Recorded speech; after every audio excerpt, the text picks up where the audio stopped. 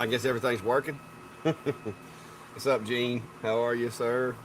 Uh, or ma'am? I guess that could probably be either way. But guys, it's gonna be a little noisy because this is actually a working project video tonight, and a lot of you guys reach out to me because you take on jobs sometimes, and you're like, I don't know that I should have, and I do the same thing. But tonight's kind of different because this I kind of got to do this one. I got a friend of mine that does laser stuff, and I basically have got to go back and fix some stuff and finish a job. So I just thought I'd bring you guys along, make a video of it. A lot of people say they like the lies because it kind of shows problem solving, I guess. But first things first, Enclosure Zilla has just finished up on my little jig that I'm gonna be using for this job. So let me go get that out, get the jig over here, so I can shut this noisy machine off over here.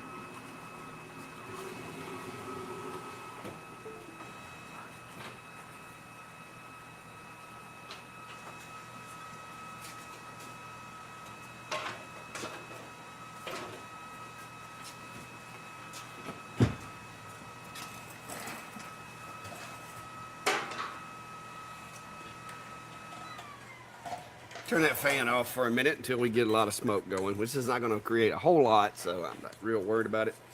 But this is my little jig I'm going to be using, and I got you guys hooked up so that you'll have a bird's eye view of what's going on over here. So I got to put that in there, and once I get that in there, hopefully these little guys will sit in that hole, and I can kind of use it to make sure they don't go anywhere. Wait a minute, they have magnets on them as well. Hey, hang on. I have another idea to go with this. I know I got a piece of steel somewhere that's not stainless, surely.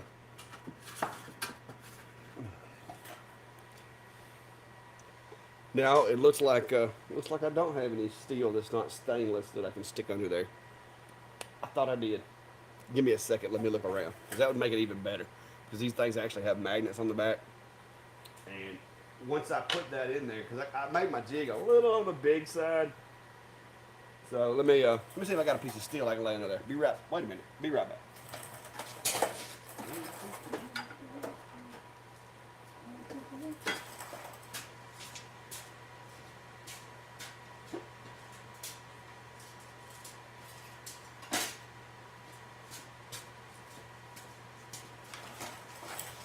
See, my wife calls it hoarding when I don't throw away old saw blades. But what she don't know is they can be very useful. That's got a washer stuck to it. How did that happen? They can be very useful. So I'm gonna put this old saw blade underneath my jig, and then that way the magnets will help me out.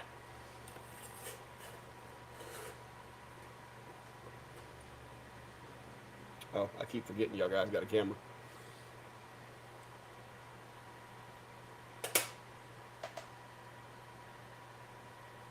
All right, and now I got to adjust the focus on this thing. And before this job, because I had to make absolutely sure my focus was correct, I calibrated my focus using a scrap piece of metal. Uh, and I'll show you guys what I do. So I like to calibrate the focus to make sure that the three dots, where the three dots meet, are exactly where they're supposed to be, because that's how you focus this machine if you're not familiar. So what I do is I put a piece of metal on there, and I run just enough speed and power to cause interaction with the material, so I see the little sparks coming off of it and everything. And I will manually use the crank and just ease the focus up and down. And when it goes out of focus, I kind of memorize where it is, where it goes out of focus, and then I go down until it goes out of focus again and memorize how many rotations of the crank that is. And so then I take that and divide that by 2. And so I crank it back up to like midpoint between where I'm, because if you lose focus here and you lose focus here, that means your focus is right there in the middle. So like earlier when I did it, I calibrated it doing this. It was 3 rotations of the crank, one between, working and not working the little area. So, and that's what you end up getting. You can see where I raised it up until it lost focus, and then I pulled it back down, and that's why it's got those little lines in there. And I did that twice to make sure I had the exact focus for the machine. And then I just locked it down, got my Allen wrench out, and set the three dots. And so that's what I'm gonna show you now over here right quick. We'll set the focus on this. Show you how to set the focus. So this is what we're gonna be engraving, is this little coin right here, guys. It's best I can tell, it's pewter. I'm not sure.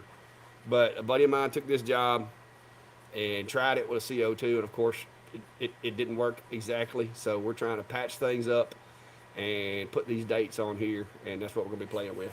So what I'm going to do, instead of using the automatic, the electrical up and down, I'm just going to turn my little knob here, and you can watch those three dots. And as you can see, they're getting further apart because I've got to raise it up since this is thicker than what I was practicing with. And so you're going to raise that up until those three dots touch. And I did calibrate them a little while ago, so I know that when I get it where it needs to be, they will be touching.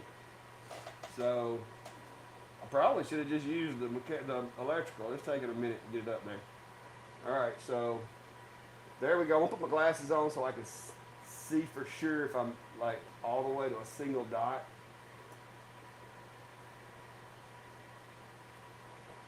Okay, we're just going to use the electrical. This is too much work.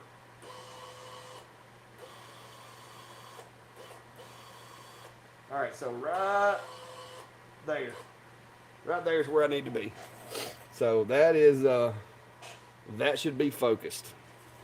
So what we're going to be doing, and since I didn't really know what this material was, I went around his shop and looked. I think it's pewter. It's like some kind of cast little coin thing.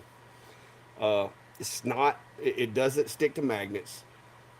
It doesn't feel like stainless. The way the back's kind of rough indicates to me that maybe it was poured into a mold. So I'm going with pewter. Possibly could be some type of aluminum alloy. I don't know. But anyway, I got the material that I could find closest to what he's got. And I've been practicing with it and playing with it a little bit, trying to figure out exactly how I want to go about and do this. Well, the issue that I have is a couple of them. They attempted to do the engrave with a CO2, and of course it didn't work. It's just kind of scuffed it up. So I had to come up with a design and a way of doing this to fix that. Of course, these two haven't been touched, so those I can do. However, but I've got to kind of fix this little scuff up here, and this one here. I'm gonna be honest with you. This one's not bad, and my magnet's working really well. You can see where they actually were able to etch this one ever so slightly, but it's very faint. So I came up with doing, and I'm going to show you the one that I think I'm going to go with. Right there. That is, I think, what I'm going to wind up putting on here. Because they're just wanting the date on there. They want it engraved so it's permanent. And so I think that's what we're going to end up doing. So yeah, it's a little scary. I'm not going to lie. Because I don't, but it's either I fix them or he has to take these over there and say, hey, this is what I did. So, no pressure, right? No pressure. So that's the plan, is we're going to put something similar to that graphic right there with the years, because each one of these is from a different year. So there's a little star sticker on the back that tells me what year I'm supposed to put on there. So we're going to have to check, recheck, and check when we're engraving, because we don't want to put the wrong year on there. And like I said, this is really an unknown material. I think based on the weight, texture, and appearance, I think I did find a piece of material that's the same, but I have no way of knowing. So I would normally not be doing this without a tester. But like I said, guys, this is for a friend, and he's in a pickle, so we're going to try it. So hopefully, using the jig and everything I got set up over there, hopefully I can get everything framed out right. The settings that I've got it already in Lightburn.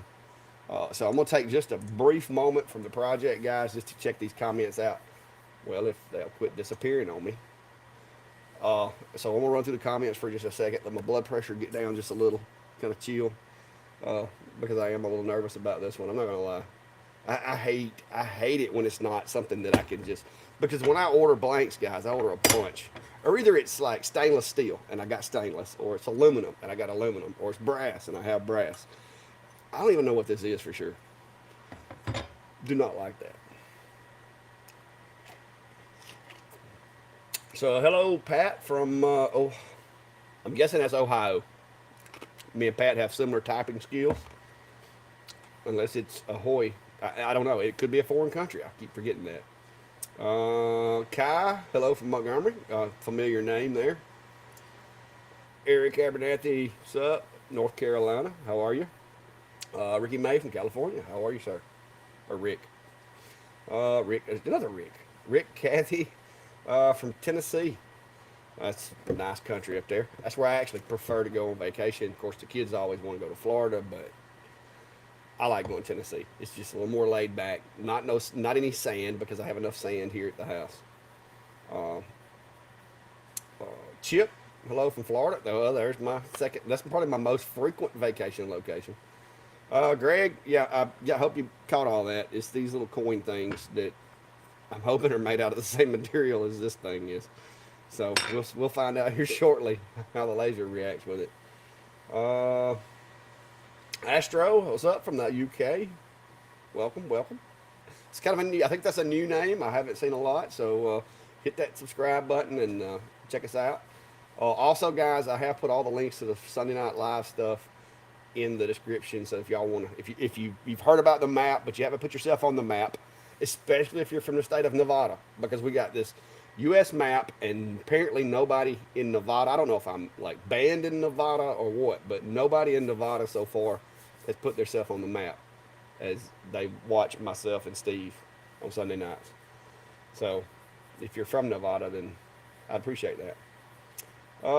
Not bored woodworking. What's up, neighbor?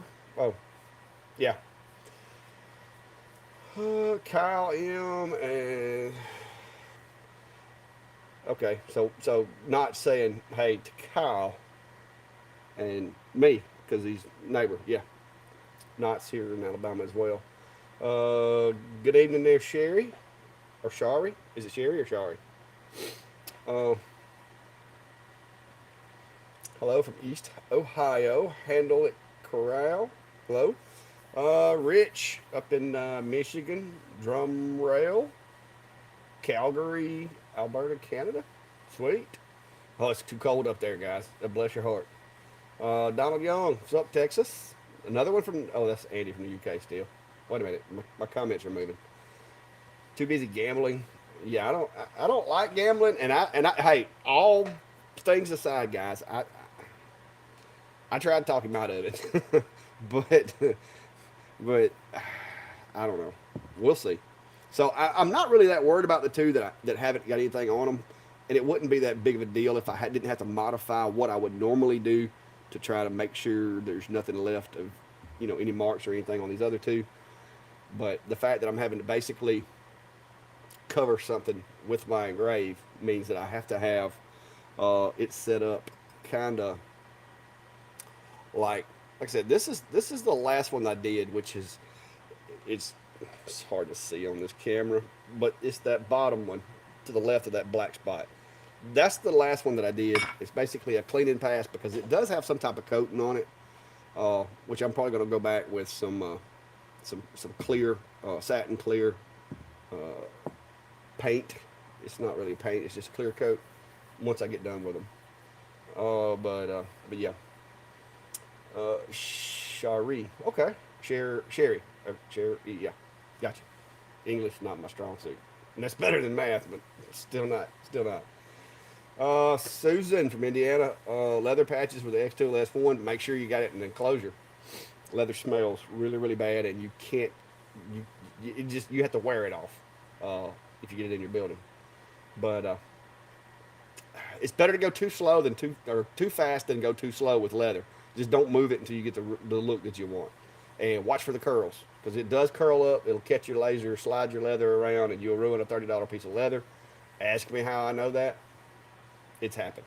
Little flat rare earth magnets and a metal honeycomb are really, really nice pieces of equipment to have when doing leather. because when you cut it, it will curl up, and then when the laser comes by, it'll catch the material, and just keep an eye on it too. Da, da, da, da, da, da, da. Cool. Yeah, we'll probably still be around. I'm gonna try to get this knocked out because it's my blood pressure big got up on me. What's up, Chris? How are you, sir? Kyle, Rick. How much have you used the We Create 21? Well, I'm gonna be honest with you. The We Create, when they talked me into taking it, they told me that it doesn't support light burn currently, but it will soon. And it's hard for me, especially if I'm doing jobs. And here lately, I've been doing a lot of jobs. It's hard for me to do stuff in a machine that doesn't work with light burn. So I play around with it. I've done some stuff with it. I did a few videos with it. Clients took it to his house, played with it for a little while. But I am so used to Lightburn, and their software is more limited in XCS. I can deal with XCS. Anything complicated, I draw it up in Lightburn and send it over to XCS as a SVG. I did that the other day. I actually started a video. I was recording video, and I was trying to do that with their software, and I had to go in and assign each line as different powers, and it irritated me, and so I just quit. But if they will fix it to where I can run it with Lightburn, I'd love to do some more with it. I think mechanically it's a really, really good machine. And if you've never ran a laser and you don't expect to have the things that you have in Lightburn, it's fine. But coming from Lightburn, going back to that, I feel like it's hindering me. It's slowing me down, and it bothers me, especially, like I said, when I'm trying to get stuff done. So, what's up, Jason? How are you? Brett, I did a little bit. I printed a few parts for the air assist upgrade that I'm going to be doing in here after a while. I'm running the factory air pump with the X40 right now, just so that I can give my opinions of it and see how well it works. And to be honest with you, it's working really well. So I haven't upgraded everything yet, but I printed me a couple of brackets and mounts and stuff this weekend to put in here. But mostly I just use mine for parts and tools. So if I'm not making parts and tools, I'm generally not messing with the machine as far as the 3D printer goes. Now, like the CNC, I'm always playing with it. I made me a little mount. I don't know if y'all saw it in the picture last night, but this bolts to here, holds the rotary, because when I got the rotary from Com Marker, I told them to send me the biggest one they had, and I probably should have asked how big it was, because it is the biggest one they had, and it does a great job. It's too big to set on my machine, so I had to make like a little adapter with some adjustable slides so that I can use it with my B4.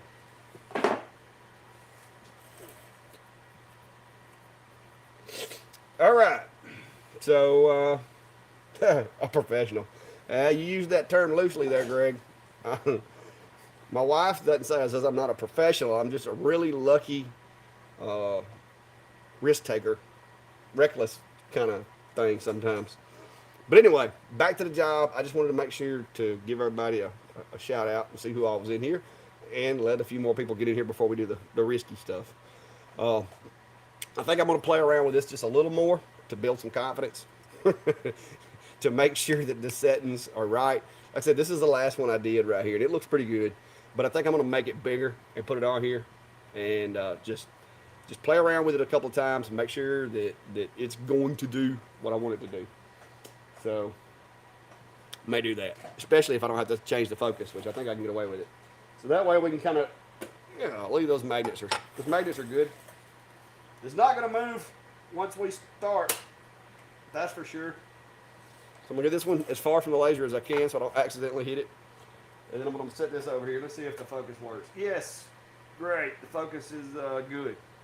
So what I'm going to do, I am going to, got to move this screen out of the way. So if y'all see me looking around, it's because I'm moving y'all up to the screen above. And then I had a close Lightburn where I was cutting my jig out over there. So close that, open up my other Lightburn here, and I would like to be able to show y'all, we'll show you Lightburn first. We'll go with that. All right, so this is the little design that I did earlier, and it's actually a couple of layers. So, and disregard the text. I didn't rename any of the text on these layers when I put them in here. This is going to be basically the cleaning pass before the etch, and this is just to expose the material. I'm running 2,000 millimeters a second, 60 kilohertz frequency, 1,000 lines per inch, and I usually run that crosshatch. I don't know why that's not a crosshatch, but anyway, it's supposed to be crosshatch.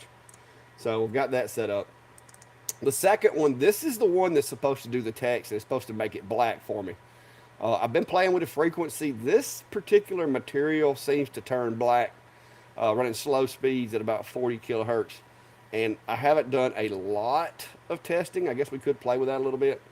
But 20 seems to actually remove the material and doesn't leave that black char.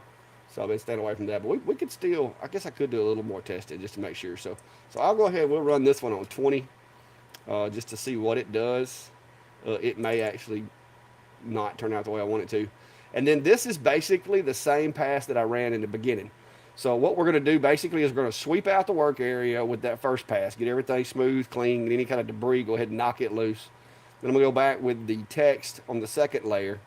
And then once I get the text in there on the second layer, of course, there's going to be a little bit of scorch and overburn and stuff like that that's going to kind of be around these letters because I'm running them really deep and really hot. And so this second pass is going to come back. And if you look, if I don't, if I turn this layer off, that black layer is only going to run right there where the other layer is not.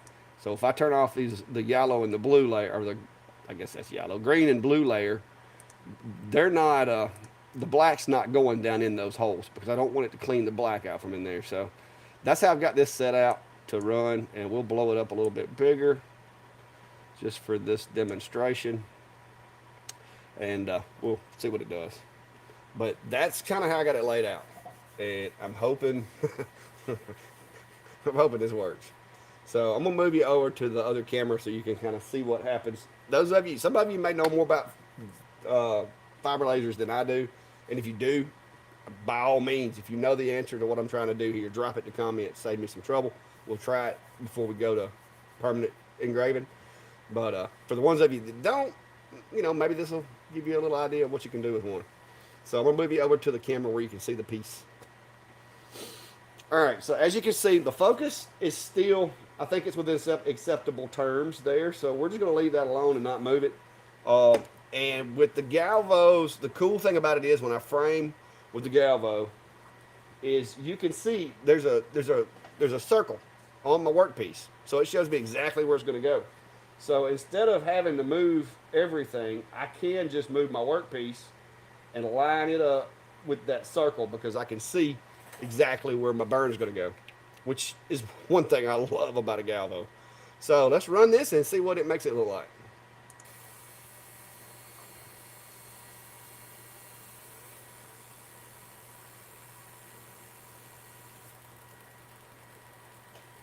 And like I said, the lettering I've got it running really slow because I want it to get black and I want it to kind of etch into the material. I don't want it to just be a surface burn. Uh, so that's the reason I've got it going kind of slow. But I've got it running a crosshatch. It's doing 4 passes because this is only a 20-watt fiber. This isn't a 100-watt or 1,000-watt fiber. It's a 20-watt. So this is the baby of the fibers. But for what I do, I'm gonna be honest with you guys, it's served me well so far. It does a pretty good job. And then, like I said, you're going to see it run these letters several times. Once it runs them, you'll notice that it's getting a little fuzzy around the black. Like you're starting to see a little bit of overburn on the white area that I cleaned before I ran this pass. But then when the second cleanup pass runs, it'll actually clean that up for me and make it look crisp. So I think we should be getting close to the end of the 4. You start to see a few sparks. It's getting on in there a little ways. So hopefully the text will be nice and dark because I kind of want the text dark, and then the outer area just kind of almost white but not quite white. Let's see what happens here. I think this should be the last pass for the letters. I did put it on 4, didn't I?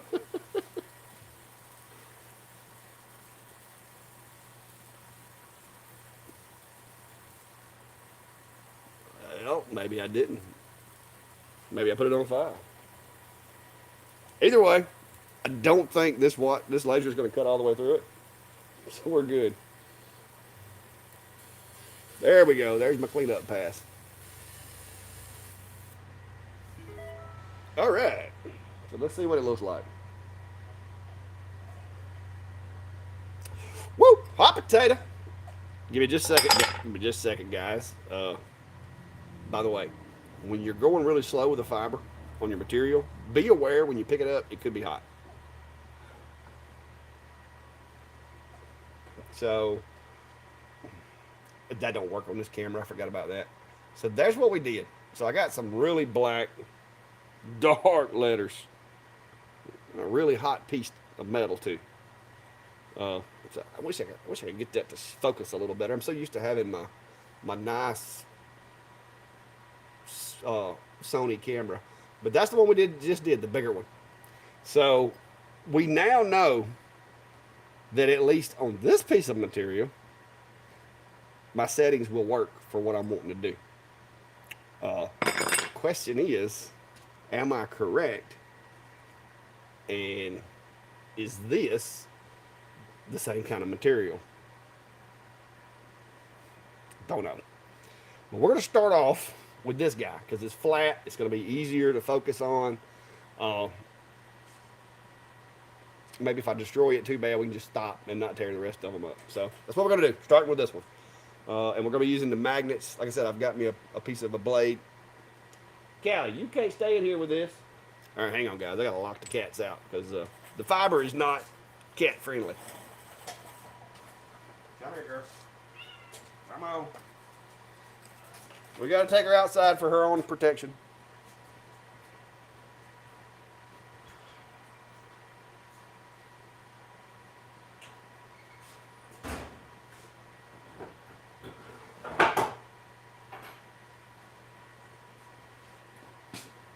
All right.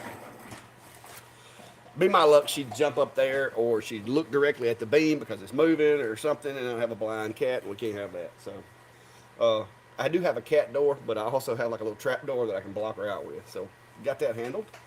Uh, where was I? Oh, fixing to put the piece over there. So let's go for the goal, guys. Let's see how this works. Of course, my work area is substantially smaller on this little piece. So I'm going to have to shrink this back down. I measured it earlier. It was like 10 millimeters by 5. So I'm going to adjust that in my workspace here. So I'm going to go ahead and lock the aspect on that one. And we'll set it to 10 wide. Should set it around. Okay, well, I'm not going to need all that work area. So let me move that up to the page center. I'm going to frame it and see exactly where it's planning on putting it. So I got to go way down and to the right. So I'm going to move you over to the other camera where you can see it. So I got to move that down. I'm just going to move it down with the arrows and right. And I'm going to frame again. So I need to come down about a millimeter or two and then maybe left 2. So same thing, just walking it down with the arrows. Frame it back.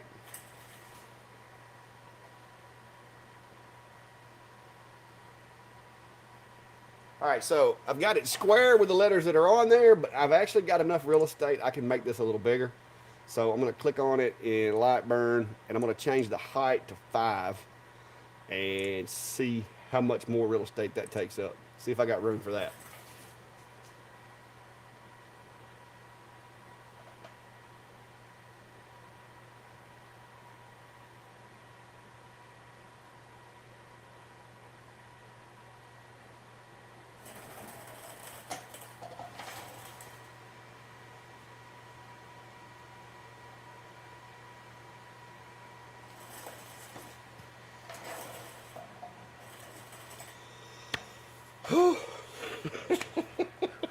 This is terrible.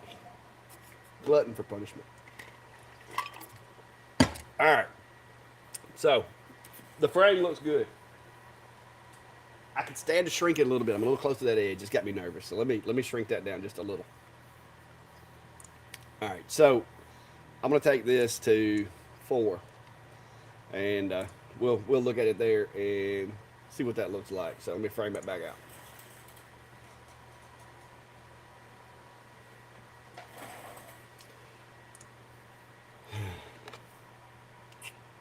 All right, somebody else want to push the button for me? Anybody? Anybody want to push this button? This is where you get nervous. You get nervous with it because I think I need to make the letters a little bigger before we continue. So let's modify this because I want the letters to. I don't want the background to be so big, so I'm going to move the letters, make them a little bigger, so that I know it'll be noticeable. So let's get back over to the screen for a minute. Adjust this image before we hit the go button because ain't no going back. All right. So what I'm going to do is I'm going to turn off the black layer and I'm going to turn off the blue layer. The green is my letters. And so I'm just going to select those. Now I'm going to turn these back on. And I just did that so I didn't have to worry about which one I had selected. And we'll bring this up. I'll make this, see if I make it 9 wide. How's that going to affect me? Oh, wait a minute. I still got blue letters back there. How did that happen? Stand by. Those letters, the blue's not supposed to be letters.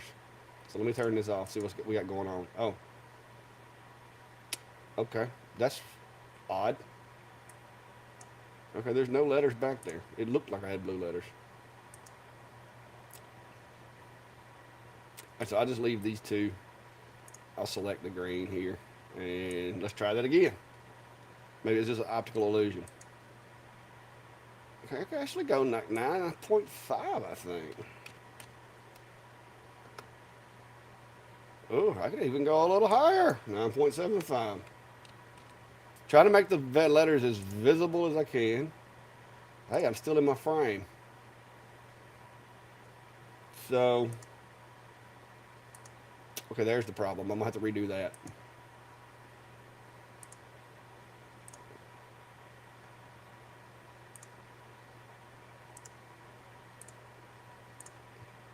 That's why I was seeing things.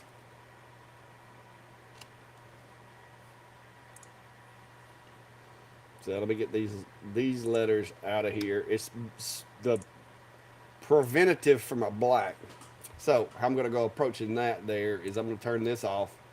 And I'm going to take this guy, this text, and I'm going to duplicate it. I want to turn it into a different color so that I can use it as a tool. Go back over here. I'm going to select the outer shape there and hit Control. Well, easy way would just be to take this inner one, the yellow one, turn it into a black. There you go. That way I ain't got to do a bunch of slicing. So now we should have black only around those letters. So, yeah, all right. Back to the frame. Let's make sure we're still good.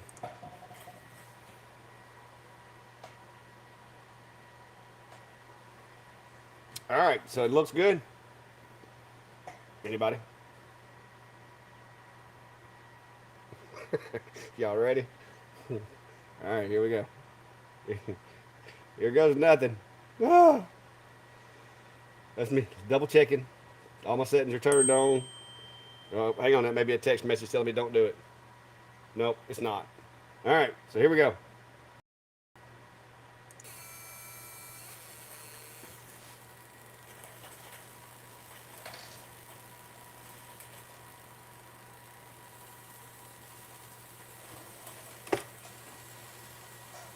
Y'all, I got like a lump, like right here.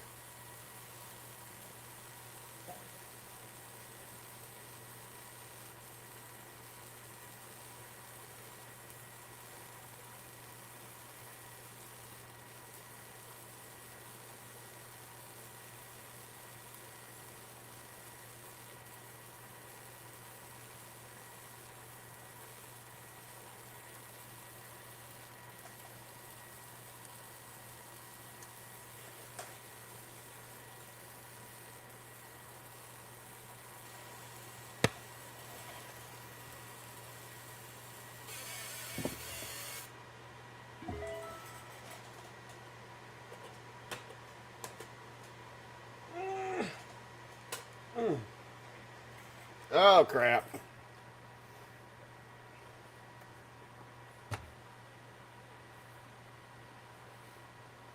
Y'all know what I just realized? Oh my god. Ah, this was the 2020. Yeah, this was the 2020. The sticker on the back. All right. One thing we forgot to double check. Put that on the list. Somebody remind me. Because now I got to fix my mess up. So here we go. I'm back up. I got to erase this. And now I got to change that 1 to a 0. Now the good news is, guys, it looks awesome. But it's the wrong date. Jesus. Ugh. I knew I was going to mess this up. All right, so back to Lightburn for a minute.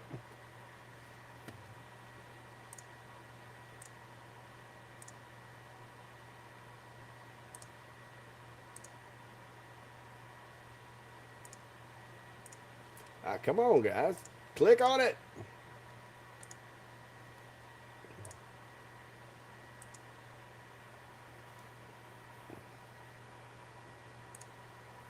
All right. For some reason, it is not letting me click the text now. I done lost my mind. Ungroup.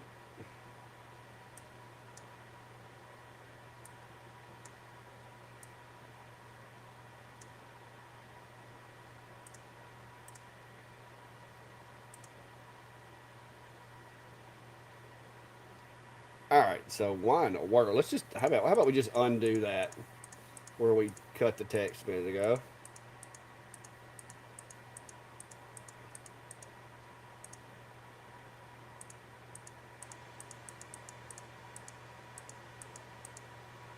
There we go. All right. So let me get to my text. Oh, this is terrible. Somebody should have told me that. Turn that off. Gosh, get in there.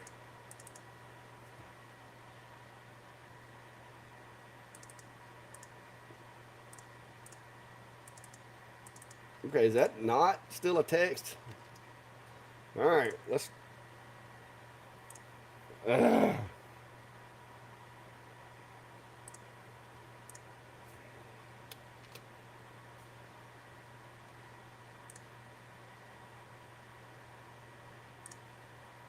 All right, I'm going to back way up to find where I put the text in. Somehow or another, I have sliced the text, but I got to have that same text. I need to keep. Mm, let me go back all the way back to where we burn it at.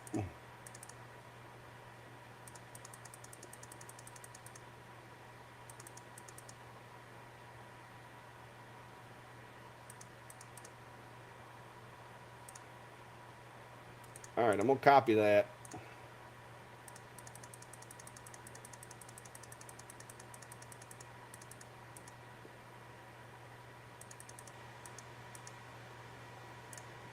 Let me copy this whole thing.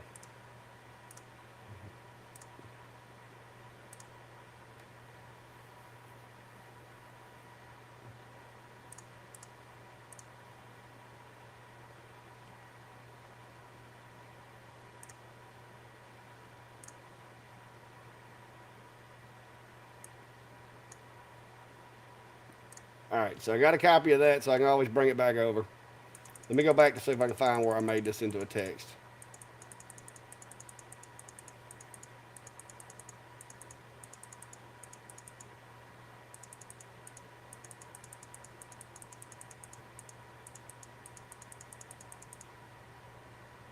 Okay, there's where the problem came in.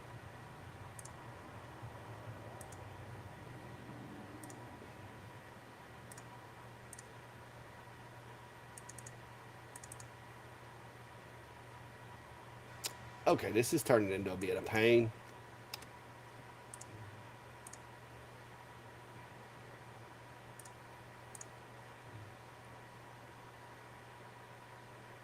Oh, now I really got it boogered up.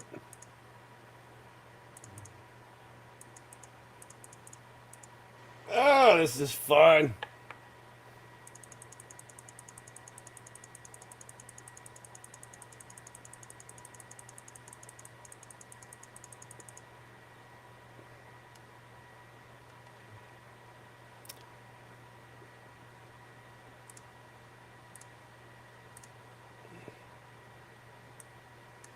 All right, you know what?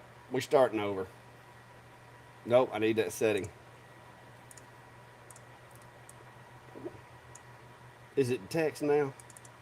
After I gave up on it? Seriously? All right, so 2020, right? Having trouble reading somebody's writing, but it looks 2020. All right, so duplicate that. Move it over here.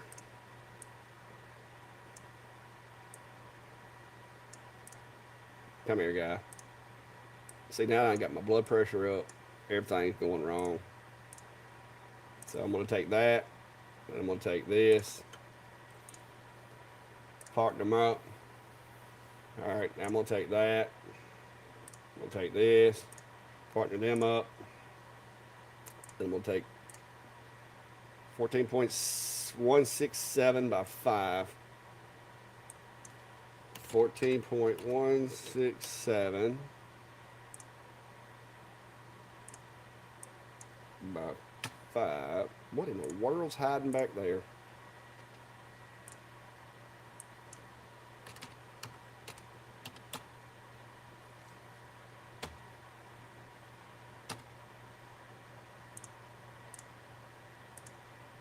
All right, so now we're good to move that over to that. All right, I need this layer down here. So make sure my black is only outside the letters, which I'm fixing to have to erase this, so we're going to be doing no letters for the moment. Actually going to need to take that black layer. Let me duplicate that.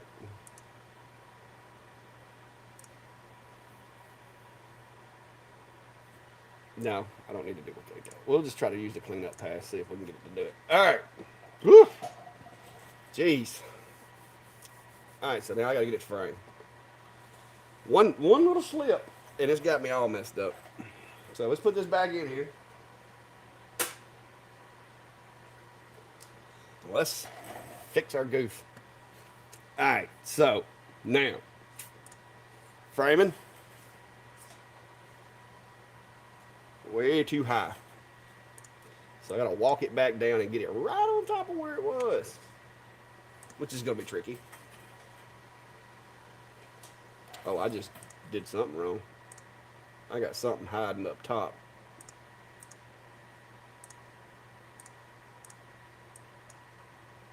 Let me go ahead and group those before I mess something up.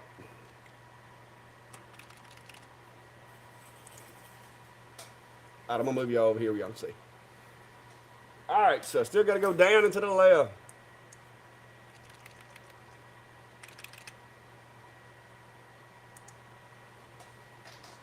Still gotta go down.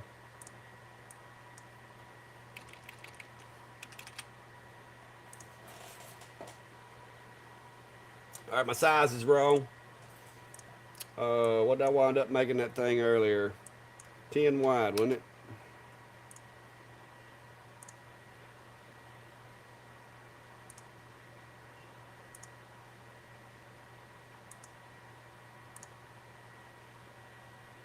Why in the world did you just resize one without, or move one without moving the other? This is killing me.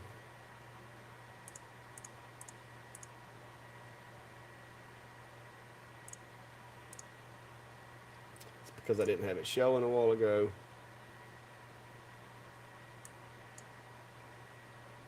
All right, I'm having to fix my file. There we go. Now group it.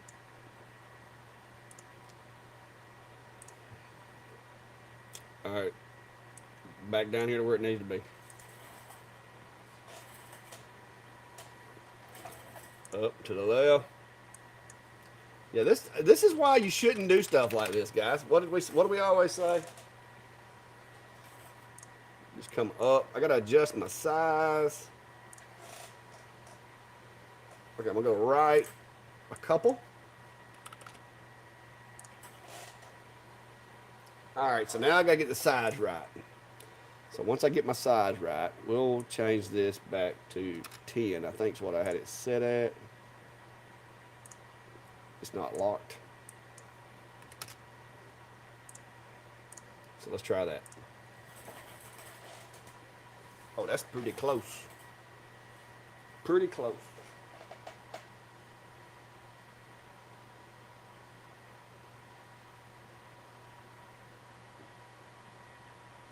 All right, but I got to make it bigger.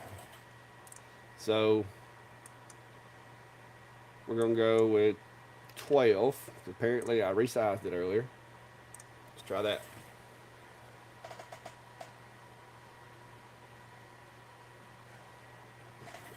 12.5 maybe.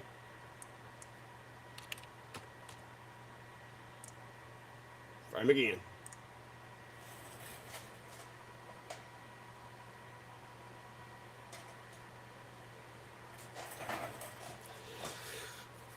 Whew.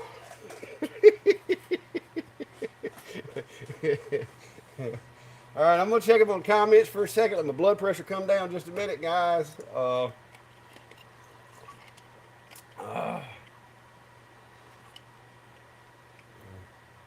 See, Hobo, that's why I do doubt myself, because it's Murphy's Law. Something's gonna happen. That's why you need to have extra blanks.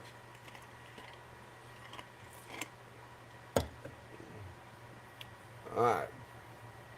So I'm gonna change the framing. I'm gonna go ahead and look and see how everything looks. I can do contour.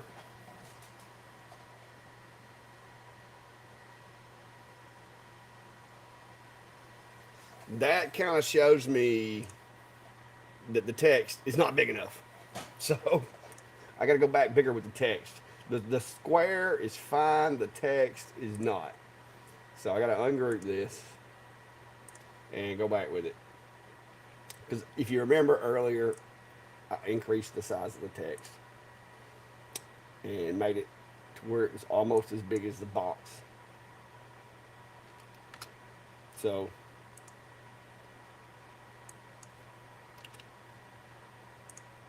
okay,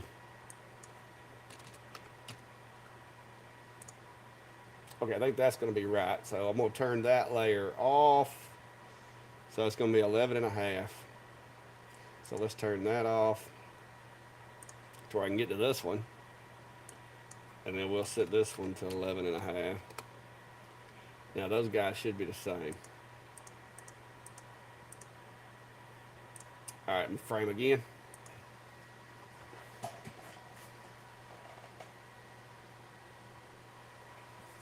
All right, so it looks good on the contour. The hole looks great. So now I'm going to turn off the etch for a minute so that it doesn't etch. Because the etch layer is going to be this one. So you got to, that's going to turn that off. I'm going to turn the black layer. All I want right now is this layer here. And I'm going to basically fix it to try to burn some of this out. Which, I'm going to be honest with you though, wait a minute. If I take, no, because it's not the same text. So I'm just going to, we're going to try to get rid of some of this material here. See if we can't get this to work. So I'm going to run this about 6 passes. It's going to take a minute. So here we go. Move you over.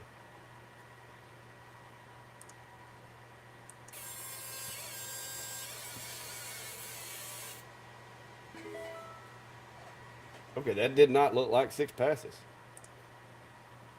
Pass count. See, oh, I'm on the wrong darn layer. Let me slow this down.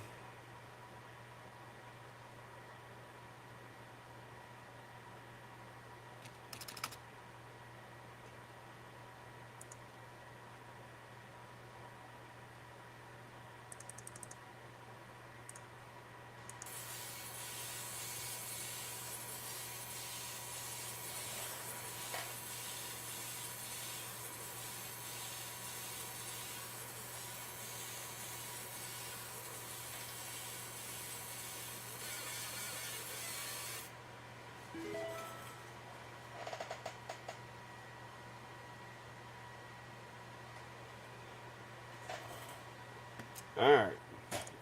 Let's see if I can fix it if I go ahead and run it. We'll see what happens. We'll see what happens. Worst case, I'll run it a couple of times. We'll go deep enough, it will.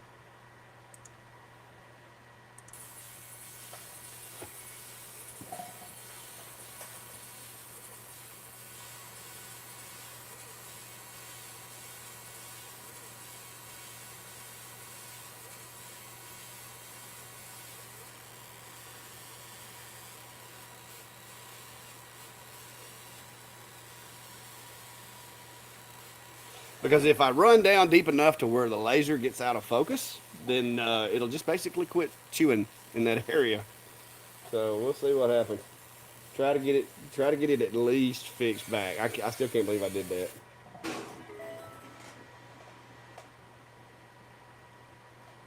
You know what? It almost worked. So let me adjust my settings here. Uh, so what I'm gonna do? I had this set to 2,000 to 10,000 for the cover, so I'm gonna run that back up to 5,000. Uh, I'm gonna set the etch. I'm gonna run it down a little lower to 150, and then the top I'll set this to 25. I'm gonna leave it at 2,000, and we'll run it again. See what happens.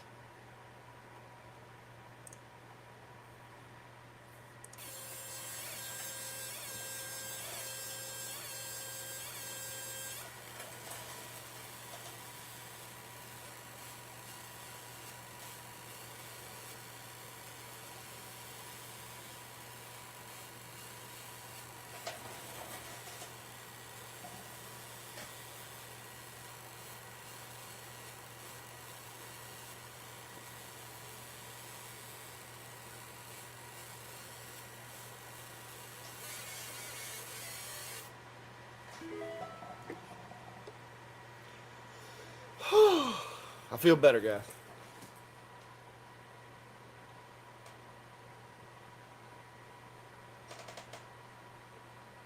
I still got a little bit of shadowing, so I think I need to. I think my top layer. I think I need to shave a little more material off the top.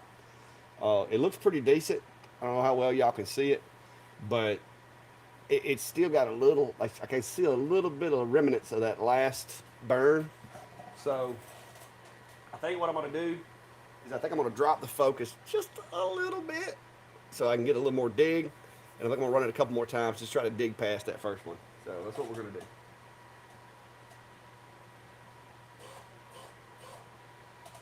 So that should give me a little more digging ability. Just be a little more sparks going flying now.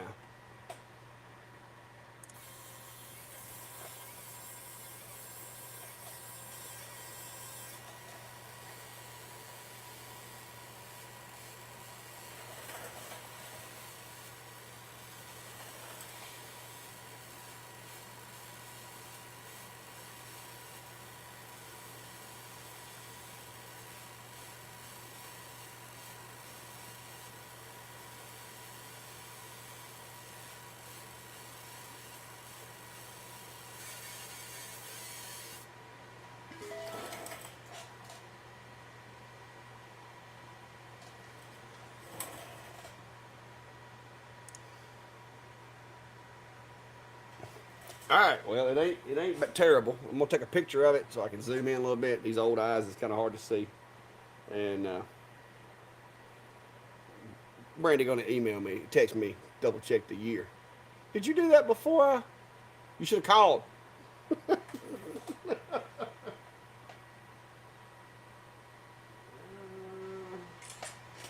me inspect my work. No, I still ain't went down deeper than the other layer, and the circle's a little lower than it was in the first one.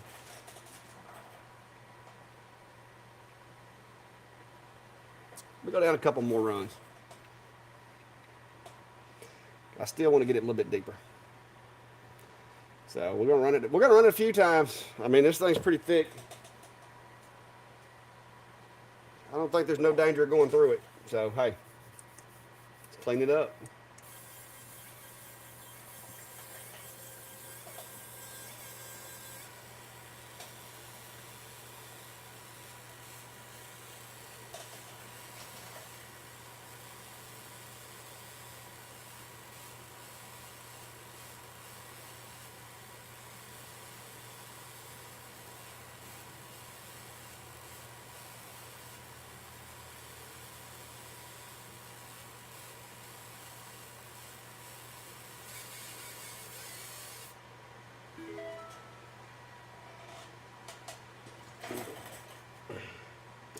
All right, let me take another picture. See if I'm deep as I want to go yet. Man, you can still kind of see it in there. That really makes me angry.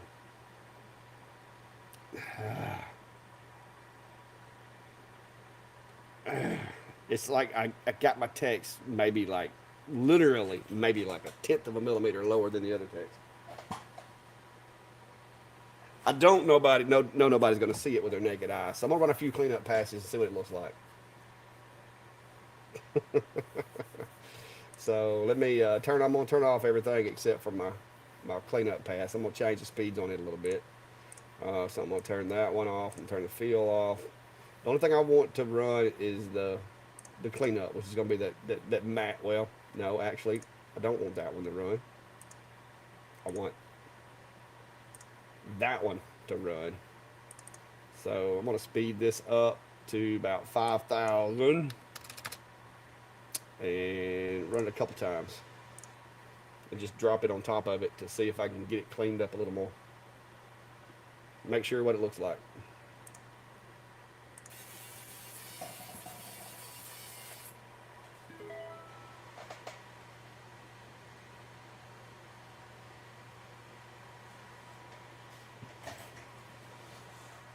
Still not happy. I can still see that shadow. We're finna get rid of that. So it's gonna take us a minute, guys. But we're fixing to get rid of that shadow.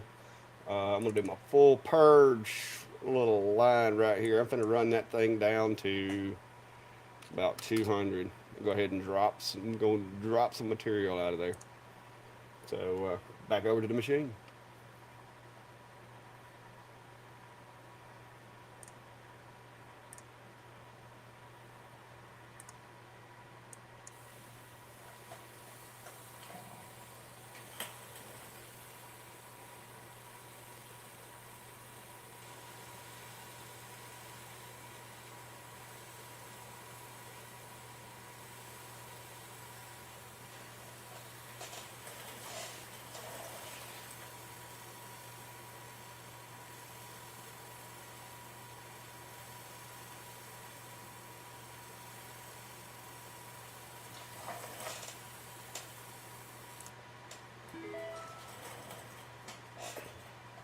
All right.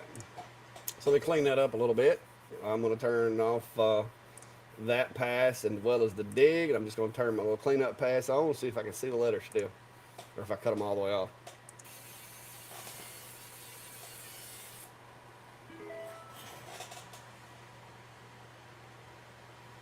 That knocked it down pretty good. I'm still having to clean up my mess though, so we're gonna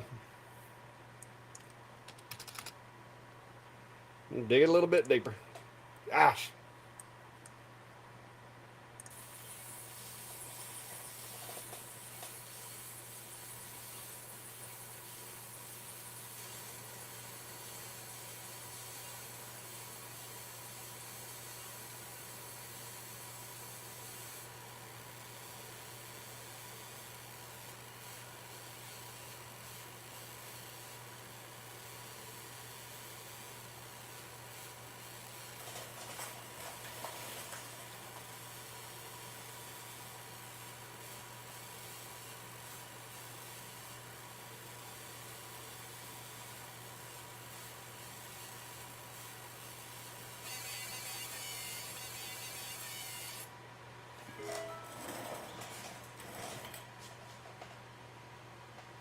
Okay, I think that may have finally got it.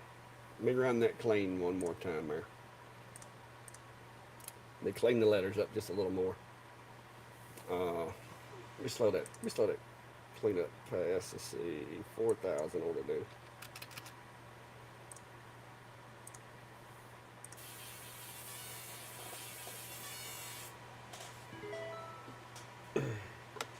All right, this has been this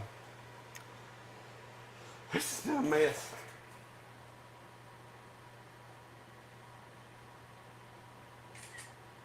Okay, at this point, I think I'm good.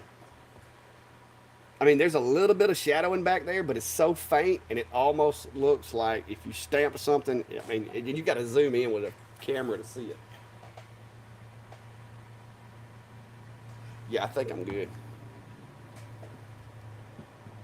How deep is that?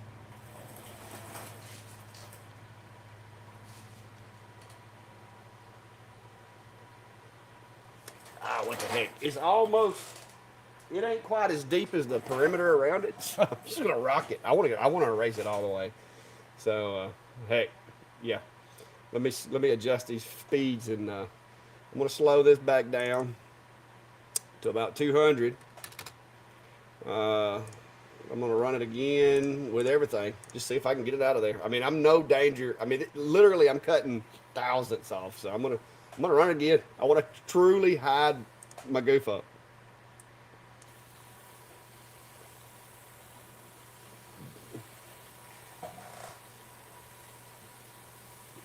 It looks scary when it runs that past because it blackens it. It turns it completely black, and you can't see the letters again until it runs the cleanup pass. But I think this one might actually get completely rid of that shadowing. And it's going to look like it was part of the original stamp, the way it's recessed.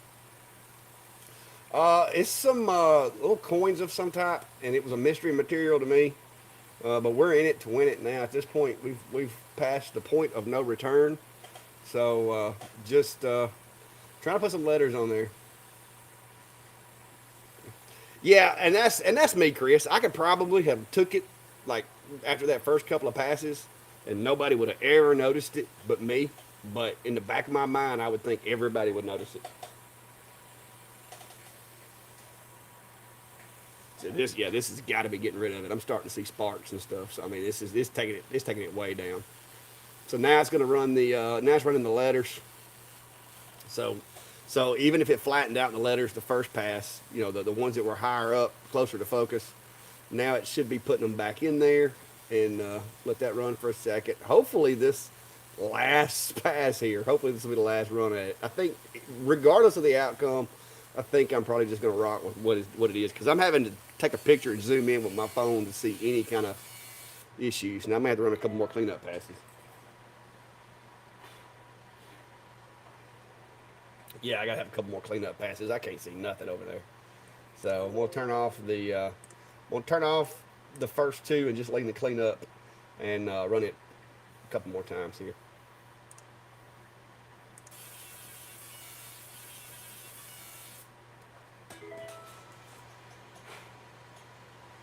I think that's good, guys. Let me get a picture.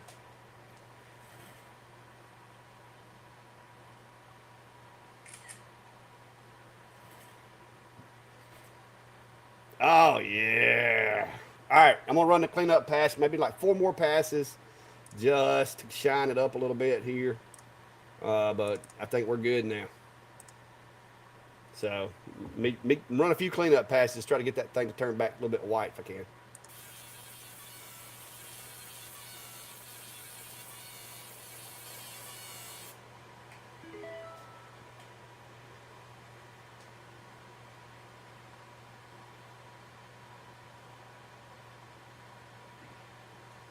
Yeah, I'm calling that done. Whew! Let me get the air hose just in case.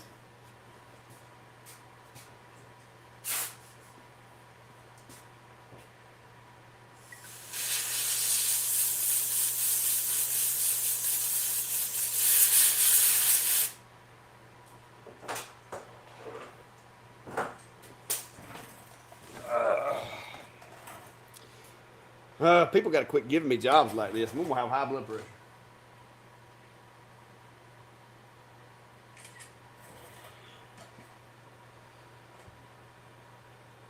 Oh yeah.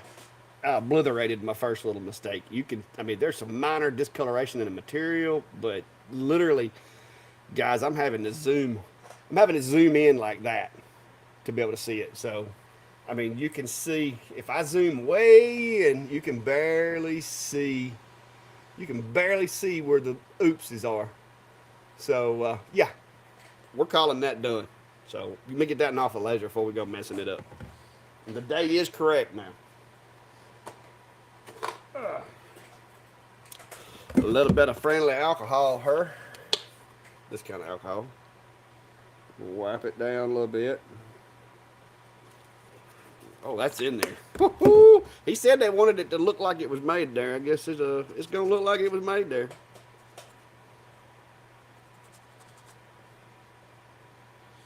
Oh yeah, it's in there. I don't love it when it's happening. It's because my heart sank when when I realized I didn't check the date on it. That was it, but that's part of the problem too, guys. When you're trying to do content and trying to work on something at the same time, you it's inevitable. You're gonna overlook something or get in a hurry or ha ha ha. If y'all can see this, ah, it worked. It worked. Now it's deep, but it worked. We're not gonna go. We're not gonna go quite as deep with the other ones. But the good news is this is the only one that looks like this. So these other ones don't look nothing like that. And so yeah, win. All right, so I'm gonna wrap this back up in this little paper towel thing. Because I had my buddy. I told him because he just handed it to me in a bag, and I'm like, look, you don't know me. I'll be tore those up before I got home with him. So I'm gonna wrap this one. This one's done, and I guess let me see if I can take a picture. It seemed like that picture showed up pretty well in the photo in the camera. So let me see if I can take a picture and kind of zoom in. So yeah, it didn't turn out bad. It didn't turn out bad at all. Now, because y'all remember there was an engrave already there when we started that I was trying to cover up that didn't do what it's supposed to do. Whew, one down and three to go. Hopefully the next three will not be as much of a headache. That right there is the reason that I have all this gray hair. That and Brandy, who texts me, make sure the date's right, but I don't know if she texted me that before or after. I'd have to go back and look. All right, so I've got three of them. These two haven't been touched, so these are blank canvases, which is good because I can hopefully only do one pass and get away with it. This one was kind of touched,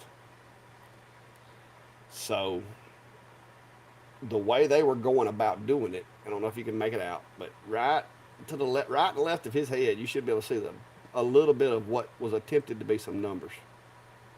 All right, so I'm guessing that's how they want those made, wants those done. So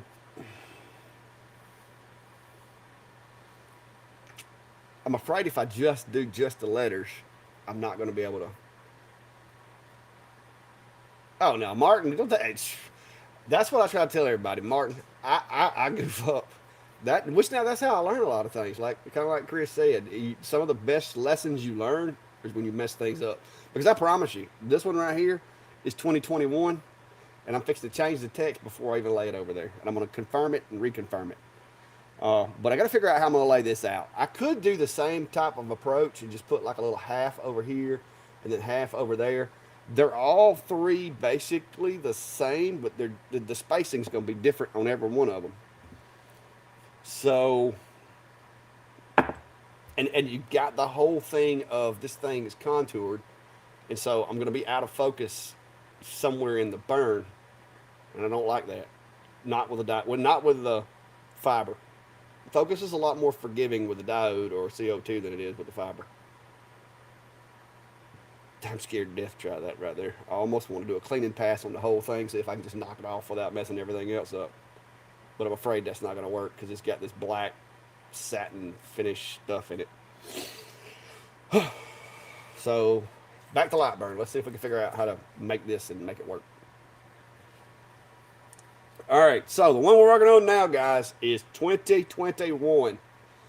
So I'm going to go in here and fix that before I do anything. I'm going to go ahead and I think was this numbers? Yes, it was numbers. All right, so I got that one fixed. So I'm going to turn that one off.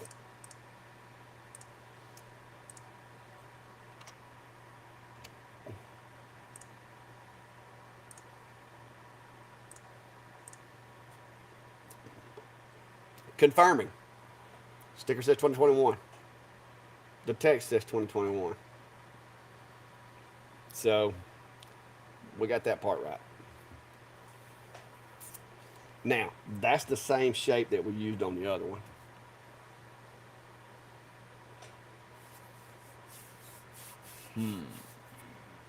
But it's got to go on the opposite sides of his head. Oh, this is scary.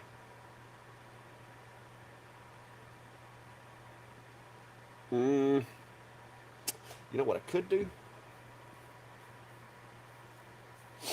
Could slice this thing in half. That's what I could do.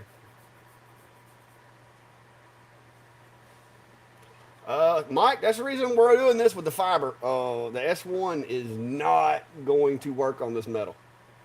This is metal, so. Greg said check the date again. Greg, I already have, I promise you. So I think what I'm going to do is duplicate this guy. And that way I got two of them. And I'm going to do one that says 20 and one's going to say 21. I think that's going to be the best way to do it. So I'll make that one say 21. I clicked the wrong one. Let me turn those off.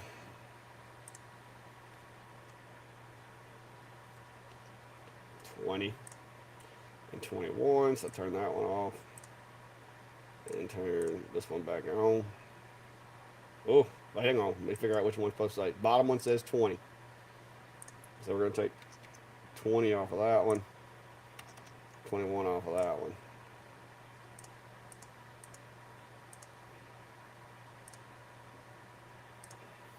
All right. So now what I can do is take that shape needs to be about the size of that one, so we'll move that shape to be it's 12 now. I think it'd be about half that, so we'll say 6. Unlock it. That's gonna be this back one. So lock it. Change it to 6. Oh, why did I lock it? I meant to unlock it.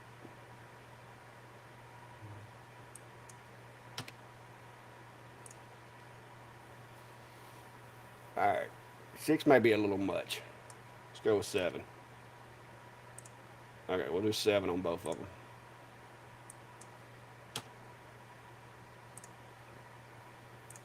All right, so turn those off now. Turn the black one on. Set it to 7.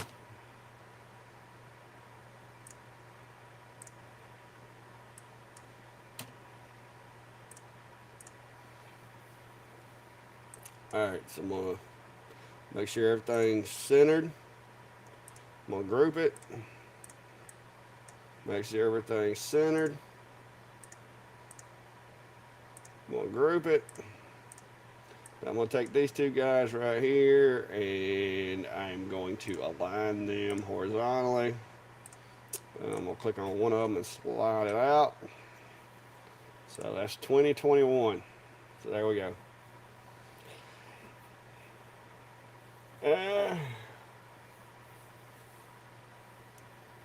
Yeah, I don't think this other one's going to be noticeable once I heat it up if I can get close enough.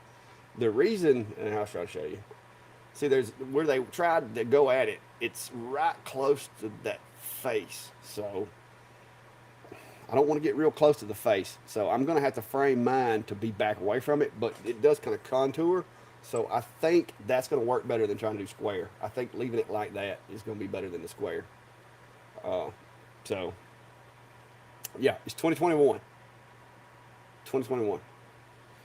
But I got to figure out, I got to get the spacing right, and that's going to be a fiasco in itself right there. So let me frame it and we'll look at it and see.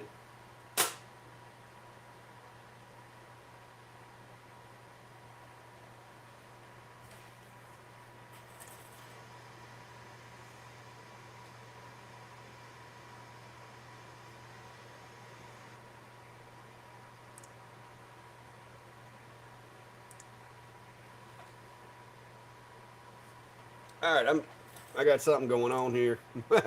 Something's done got moved on me. Yep.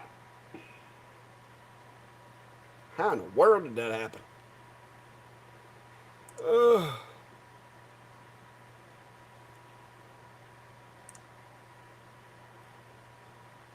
how in the world?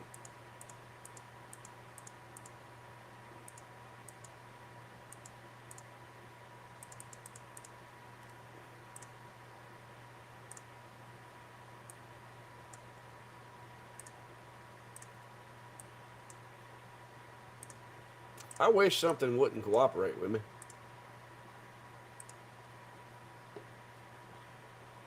One of my, oh Lord, one one of my layers got popped out from under the other one. So 20 over here, 21 over there.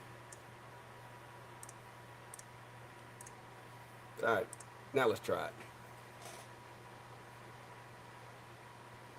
All right, the shapes look fine, but they are not in the right place. So I'm gonna have to go up, to the right, try it again. Up a little more, and then the right one needs to go right, but the left one needs to stay where it's at.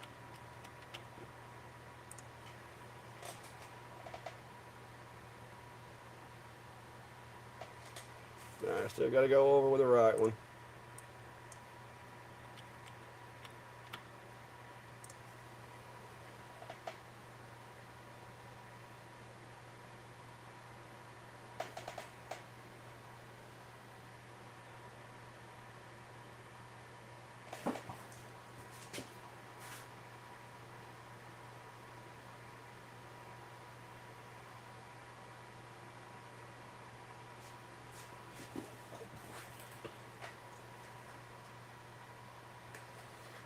All right, they need to be a little bigger, actually.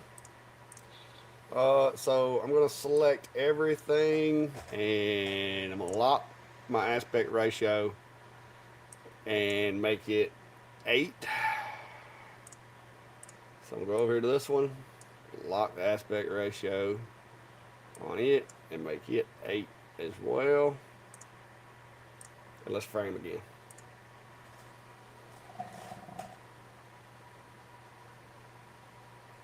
All right, so they both need to go out, not a millimeter, but I'm gonna select the one on the left here and holding my control button or my shift button, which moves mine 1/10 of a millimeter.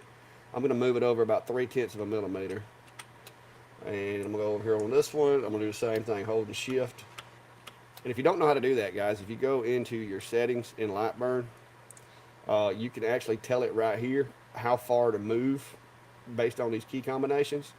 That is my really, really, really fine adjustment. This is my typical, and then this is kind of my nudge. So if you don't know how to do that, go in here to your settings and you can change those. So let's see what happens.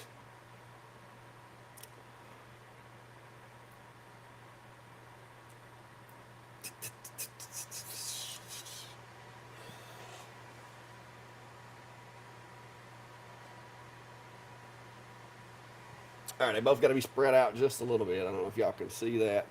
Still got to come out. I want to get away from the, so I'm just going to go ahead and just give it a full millimeter over to the right, to the left, full millimeter over to the right, frame it again. Try to stay away from that bust.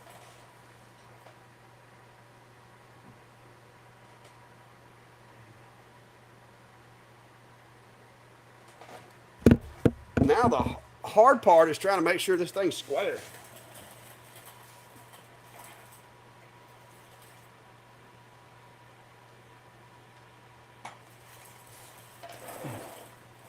All right. All right, so good news. It looks like the graphic is going to cover the little scratches perfectly. And the way it's framing, it's going to miss the head. I'll try to get a picture here to show you. I need to get me like a really zoomable camera. I mean, because it's a photo and it's actually moving, but you can see right there. That's where that one's going to go.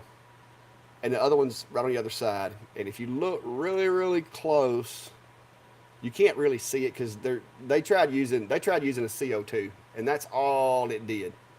So, but luckily my engrave is going to be right on top of those. So, looks like we're good. I think we're good on that. So let's go back down here and check the settings and everything. Yeah, I'm going to what I'm going to have to do, and this is not ideal, but the good thing about with a fiber, if I'm out of focus too much, it's not going to do anything. But what I'm going to try to do is I'm going to try to split the focus between the low part and the high part. So what I'm going to do is just going to eyeball it. I'm going to be honest with you. From my experience of how far apart those dots are, we're going to focus it and try to get it to where it's not focused in the highest point. It's not focused in the lowest point. I want it focused kind of in the mid range. That way both sides are out of focus just a little bit. And hopefully this one's not going to run as much as the last one. We're just going to do this one time and be done with it. So I won't have to keep monkeying with the focus. So I'm going to go over here first to get my settings like I need them though. So this cleanup pass here, I'm going to leave that one at 4,000. The first one, I'm going to go ahead and run it at 4,000 too, because I don't really want to do a whole lot of material removal on this one. I don't know why that was not on hatch. So we're going to put that on. The 150 with the letters. Wait a minute, that's set to 6 from where we were doing our cleanup earlier. So we're just going to move that back to 1. The letters, I'm going to leave that on 4. That actually works pretty well. So everything's set up there. And then the last pass, I won't need 4 because I ain't going to blacken it up as much as I did the other one, but I will run it 2. We can always go back and run that little shine up pass again if we need to. But you'll notice everything's set up in here the way it's supposed to be. So got that done. So got to do the focus, but give me just a second. I got to walk outside for a moment.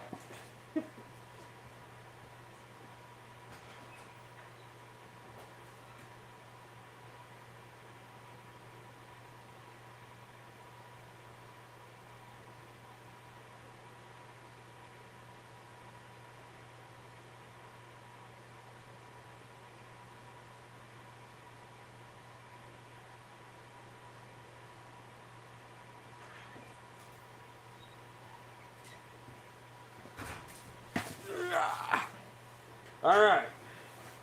So this one is 2021.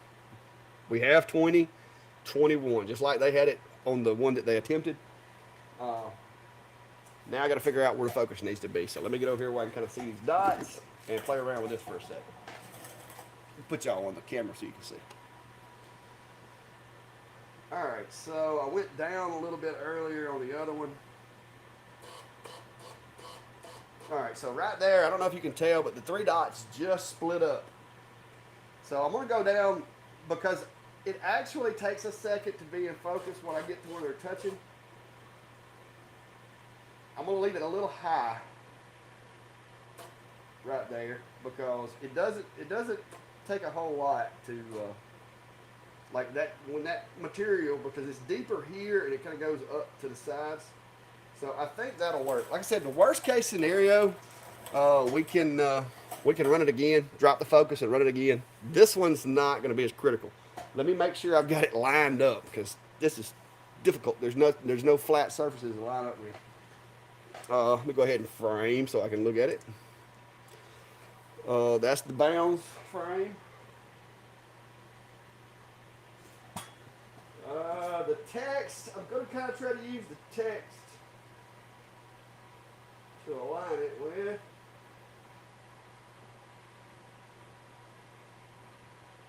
The text is not squared. So we'll go back and square it with his head.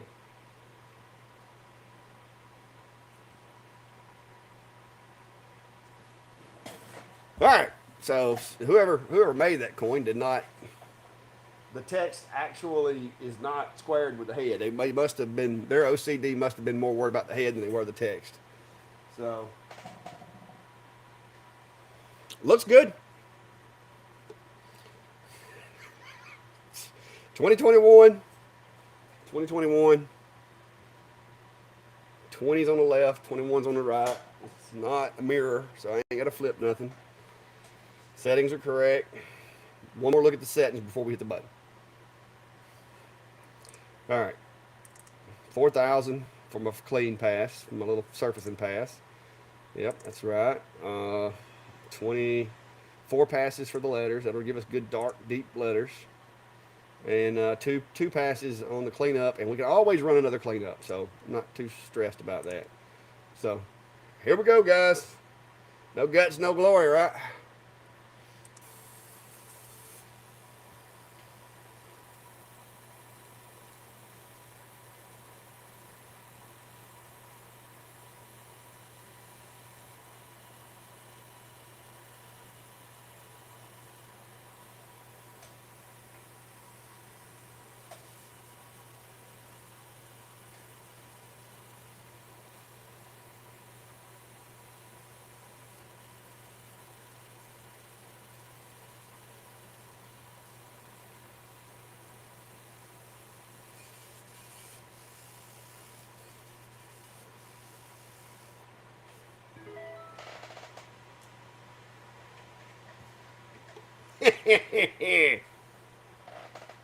Yeah, that's right.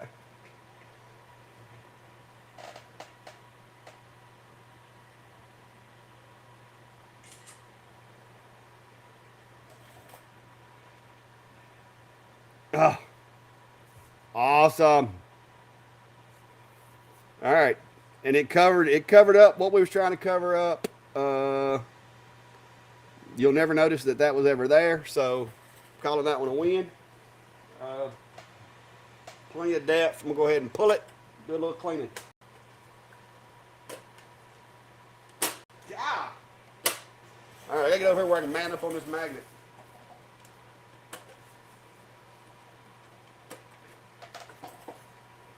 This is ridiculous.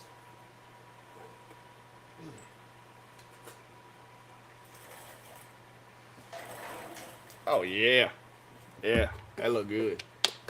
I'm gonna need a Q-tip. I guess I can get a rag in there.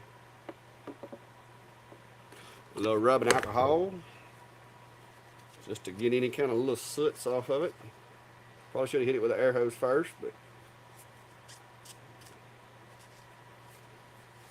oh, that looks like somebody painted them on there, guys.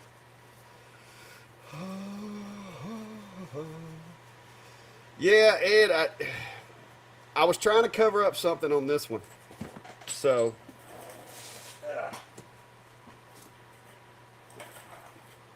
but I did it.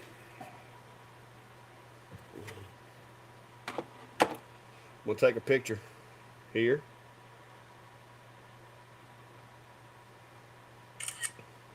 Send it to the guy that sent these to me. See what he says.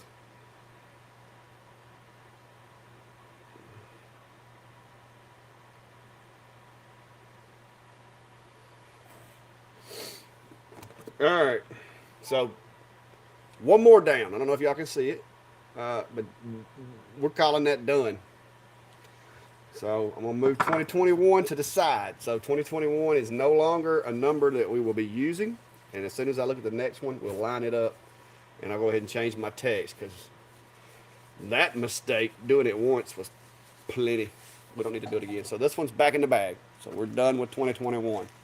Now I got to make, uh, let's do them in order. Oh, wait a minute. We're not going to be able to do it in order. 2019 here. So let's get 2019 done. So back to the screen, guys. All right. So I got 2019. So the good news is, other than maybe some minor adjustments based on the size of the head, I can basically now just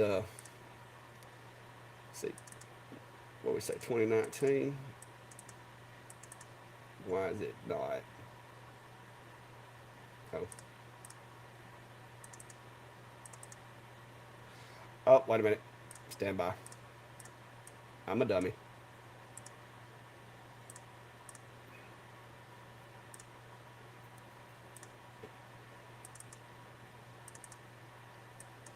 Well, I know darn well. It's still grouped. How is it still grouped?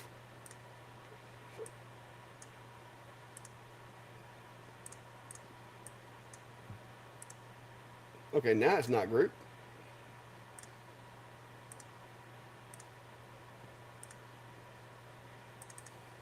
Okay. 19. So now we'll turn that one off. And we'll turn that one on. 19. Definitely going to need to realign the lettering. So I'm going to go ahead and tell it to show everything. So I'll make sure that I'm aligning everything when I do this. And wait a minute. Yes, yeah, I think I can readjust it. Yeah, I knew it was going to move that one. Or better yet, let's do it this way. In case I get lucky.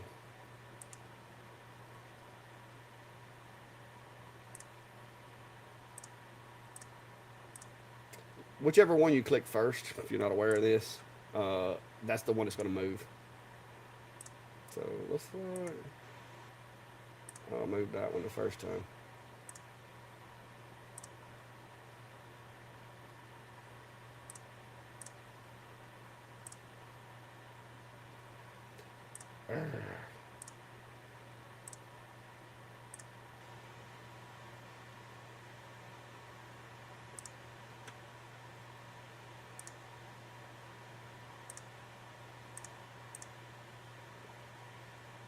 Okay, so we got 2019 in there now. So, one more time here. 2019. So let's put this one in there and see if the spacing's right for this one. I'm hoping it is. I hope the spacing works for all three, and all I got to do is sit them in there and hit go.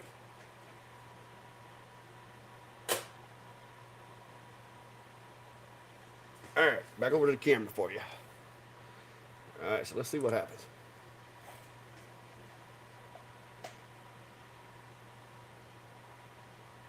Wouldn't you know this one was going to be different? So I'm going to have to go up a little bit. So selecting it, just going to move it up 2 millimeters and reframe.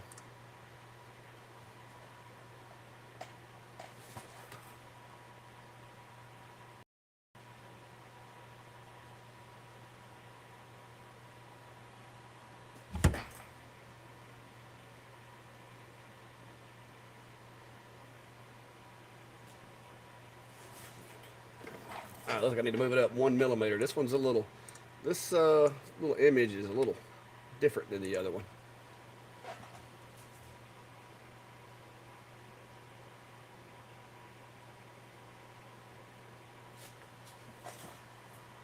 All right, I need to push it just a little to the right.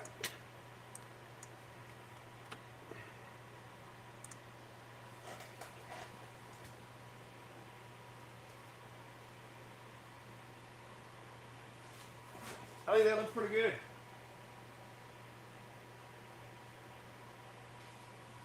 All right. So I got that one. Yeah, funny, Mark. Well, I'm not going to group it per se because I'm going to have to change it again. What I am going to do though is select all of them and hit the old bullseye just to be sure. But no, I don't want to group it because I got to change it. I'm hoping to just hit this, run it one time, and then go to the next one. So I don't really want to go grouping everything back together because I'll just have to ungroup it again in a minute. So settings, we haven't changed. We just did one. Good, successful, good looking burn. So I'm going to frame one more time, make sure I'm not going cross-eyed on my placement here. And we're going to go ahead and hit that button. Yeah, I think the placement looks good. Glasses down, guys, and not making any changes to the settings. So here we go.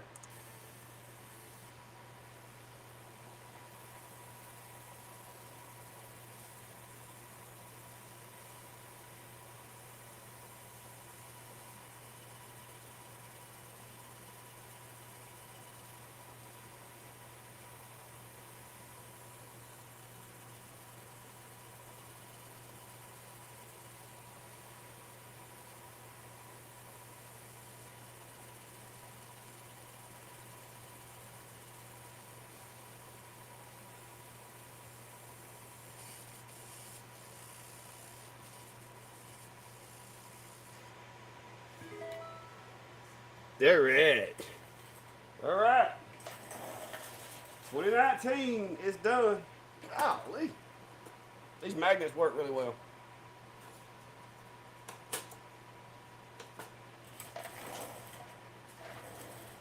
Oh, wow. That one doesn't even need any cleaning. Man, that looks nice. That looks nice. So, all right, it's going back in the rag.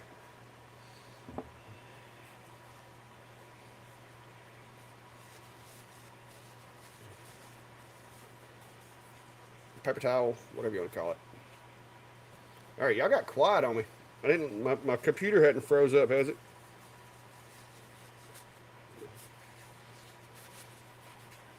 All right, so that one done. All right, so y'all are my witnesses. 2022. So we got to change the numbers. All right, so reason I didn't group this back together is because I want to basically turn this black layer and the blue layer off. And I'm just going to go in here and change this to 2-2. And then I'm going to go turn the blue one on, turn that one on. Wait a minute. No. Turn the black one on. And change this to 2-2. All right. So I'm going to select this guy. And I'm going to select the outer boundary. And I'm going to center. All right. Then I'm going to turn that one back off. Turn the other one back on. Click on that guy. Click on the outer boundary. Center. Now everything should be lined up.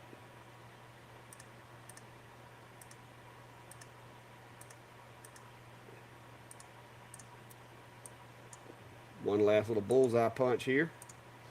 All right, so 22.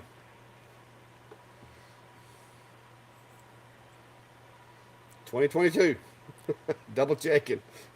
All right, so 20 on the left, 22 on the right. So we're good. All right, I'm going to go ahead and just hit frame, see if we got lucky. Maybe this one placement will work out the same. Put you back on the other camera. And of course not. Of course I got to move it. So it looks like our text needs to go to the left about 2 millimeters. So I'm going to select the text. There we go. Frame again.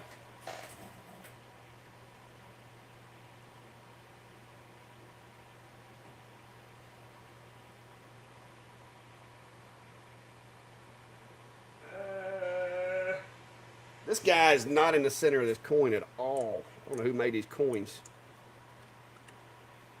But they were not OCD.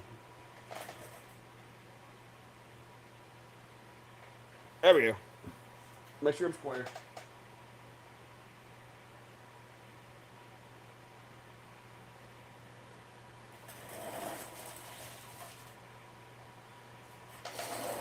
All right. It looks good. Let's do this. Here we go. 2022, guys, 2022.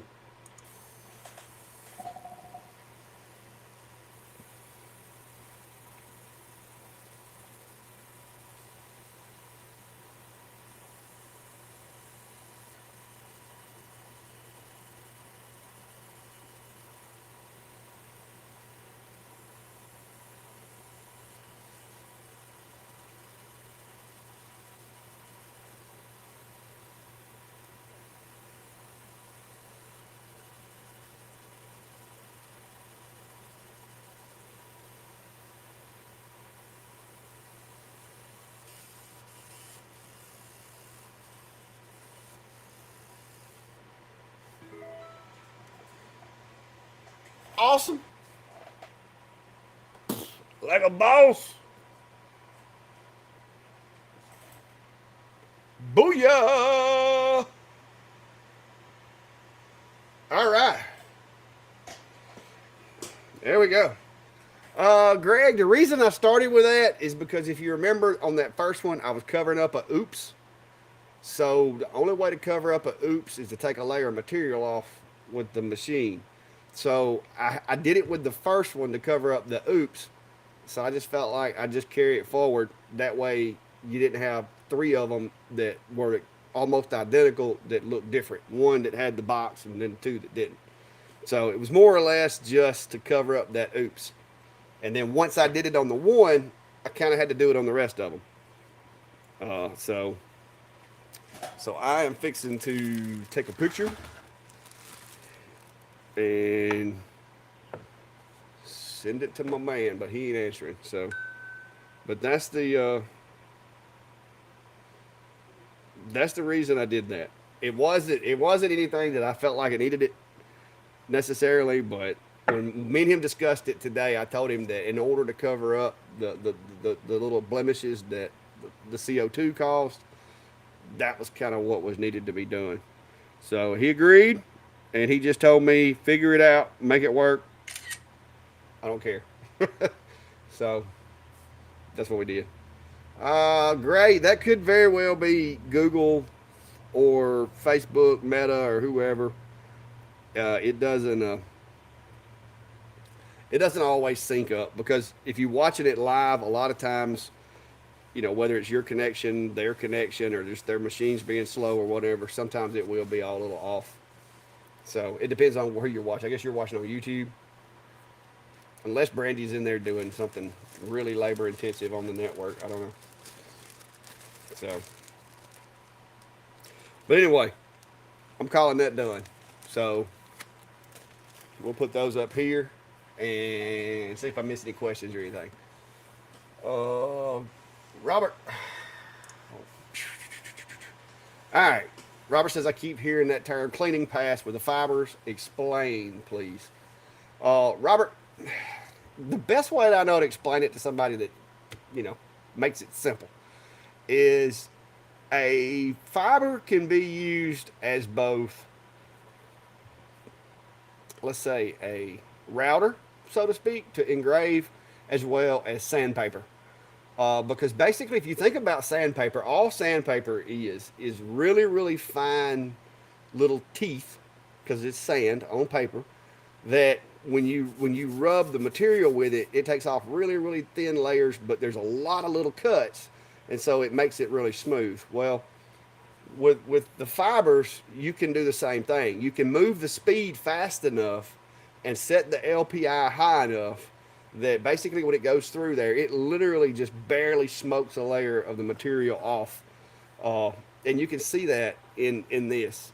So it'll basically just it just barely skims a layer of the material off. If you're doing, say, a block of aluminum or something, or if you've got like a really dirty wrench or something like that, you can literally use that cleaning patch.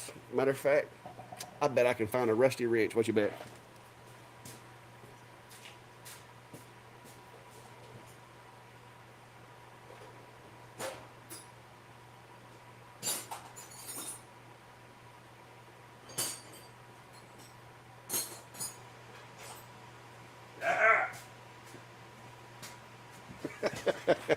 I knew I had one. That is a rusty wrench. So what you can do, I'm gonna have to get something to put under my laser because this has got holes in it, and just so that you know, you you can mark the bed of your fiber with your fiber.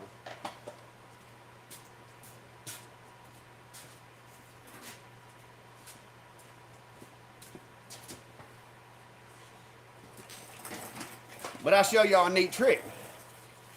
I'm going to put wood under my fiber so that as I'm engraving this metal object, it doesn't hurt my bed. So what I'll do is we'll put our rusty wrench over here. And I said rusty wrench, not trusty wrench. And I'm going to light burn here. And for this operation, I am not going to be needing all these layers. I have no more of those to do. So we'll go ahead and delete some layers. And so what I'm going to do is delete that one and go ahead and get rid of that one. And I'll keep that speed and power setting, and I'll just make me a little square right here. And then, oh, change. I'll get rid of those. All right. So I'm going to move this to the center of the workspace. And because this is rust and I hadn't played around with this type of wrench, we'll just leave that be. All right. So I'm going to take my little square there now and I'm going to frame it. And we'll send it and see what happens. Glasses down, guys. Let's see if we get the rust off this thing.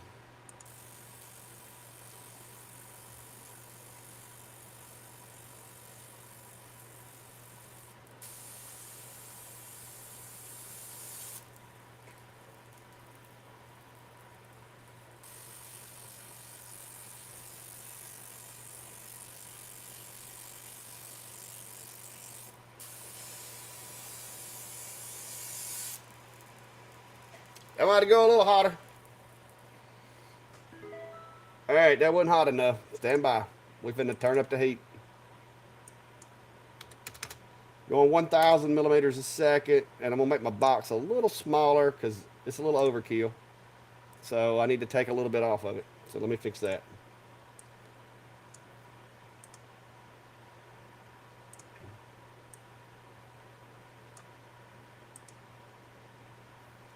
All right, so here we go. And let me change the frequency a little bit. That was, well, now we'll leave it at 60. We'll see what happens. I did slow it down a lot. All right, so here we go.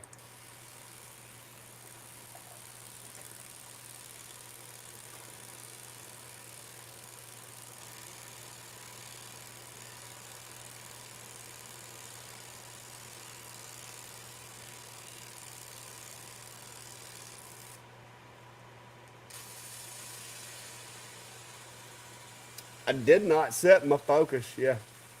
I just realized it too by the time I turned around. I got to set it on the wrench. It's actually, it's close because it's actually marking the material, but we're going to reset it. Hang on. I'm telling you, when you're making videos, guys, you forget the simplest little things.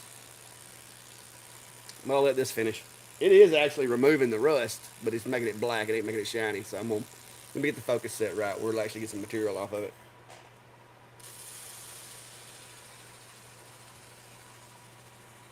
All right, let me just stop it. Set this focus real quick.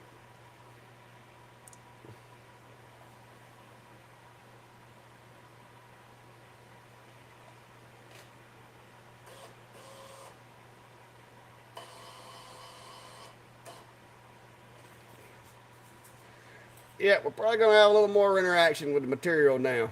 So here we go. Hang on, my wrench is in the wrong spot.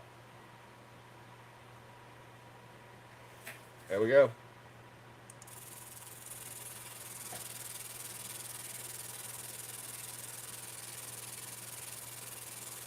This is a rusty wrench from way back, guys. Like this thing was, I think I had it in a toolbox that got rained in, and I found it like a month later.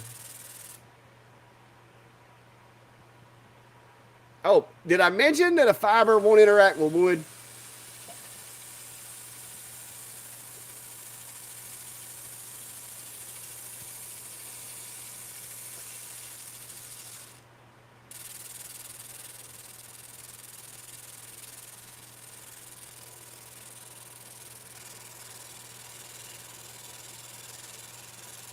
All right. I wonder if I run this at a fast speed, if I can get it to. How many passes is it running? Just two? Seems like more than two.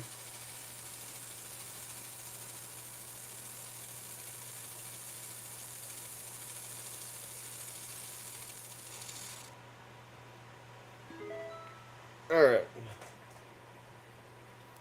So now I'm gonna crank the speed up, see if I can get it to polish it a little bit, because I think it may be blacking it going that fast, going that slow. 60 hertz, number passes 2. Here we go.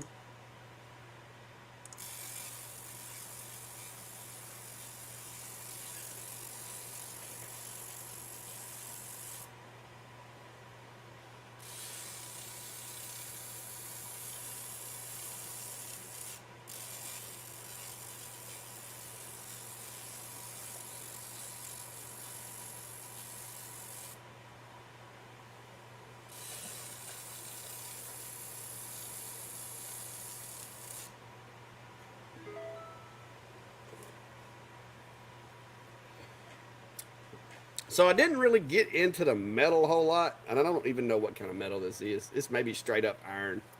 I don't know. These are some old wrenches that I've had. But you can see there, it took the rust off of it. It's not as cool as if you do aluminum or something, but I did buy me some aluminum for the CNC the other day that was kind of nasty, so I'll be right back.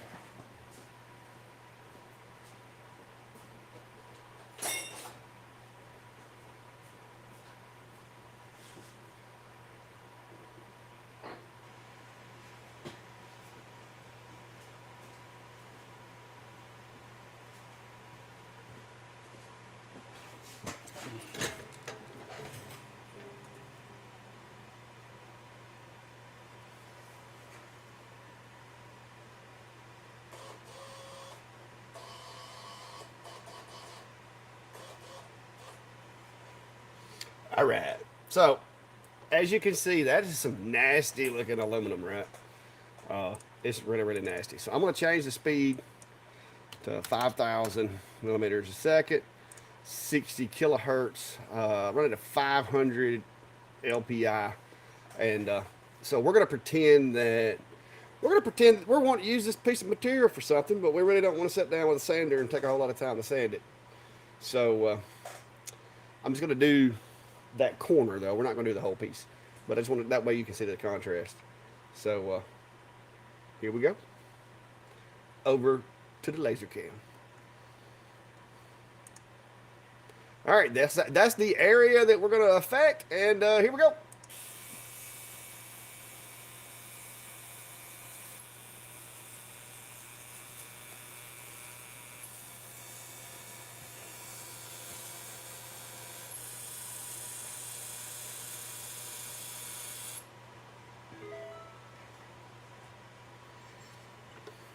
So as you can see, now it's just kind of like it just basically cleans it. I mean, it's not really a recess. That actually just kind of made it white. So that's it's kind of like when you're engraving or whatever. A lot of times I like to run over it with a real fast uh, uh, pass like that, just to knock any kind of stuff off of it and then do it. If you're doing serial numbers, you can do that to kind of make the serial number show up a little bit better, and you can play with the settings to get all kinds of different colors and stuff such. With aluminum or stainless, either one. There's a wide variety of colors and stuff that you can do. Uh, I had another piece of metal around here somewhere. What did I do with it? But you can see, like, you can get some decent colors out of it playing around. Uh, it's it's neat, and like I said, mine's a baby, a little bit of a baby CNC, or not CNC, but a baby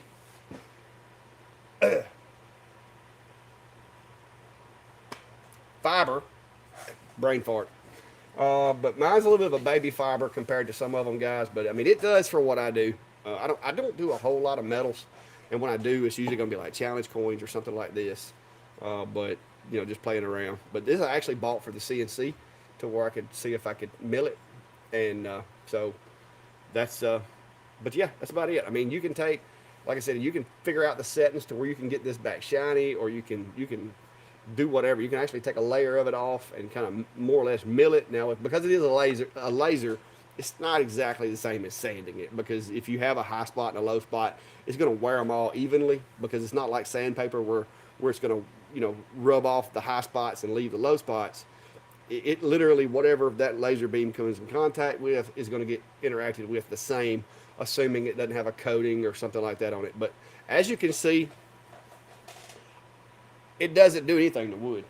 Like right there, it's setting half on the wood and half on the metal. And watch this, which now the wood is out of focus, but watch this, and it does nothing.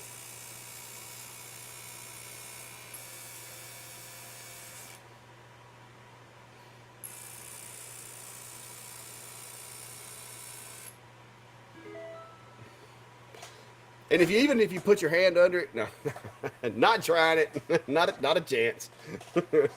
But no, it's fibers typically, because of the range of the light. Typically, they won't interact with anything organic. Now, like some leathers, depending on how it's tanned or whatever, you can have mixed results because it interacts with the materials that are soaked into the leather. Just like with painted, if you had painted wood, it would interact with the paint in the wood or on the wood.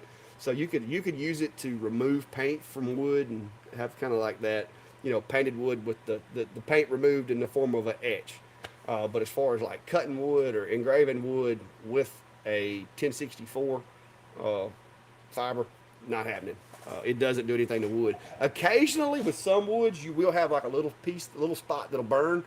And from what I've been told, that's where either there was some iron deposits in the wood, or maybe a nail was in it when it was processed, or a piece of a saw blade, or a little chip, a piece of metal got in the material somehow.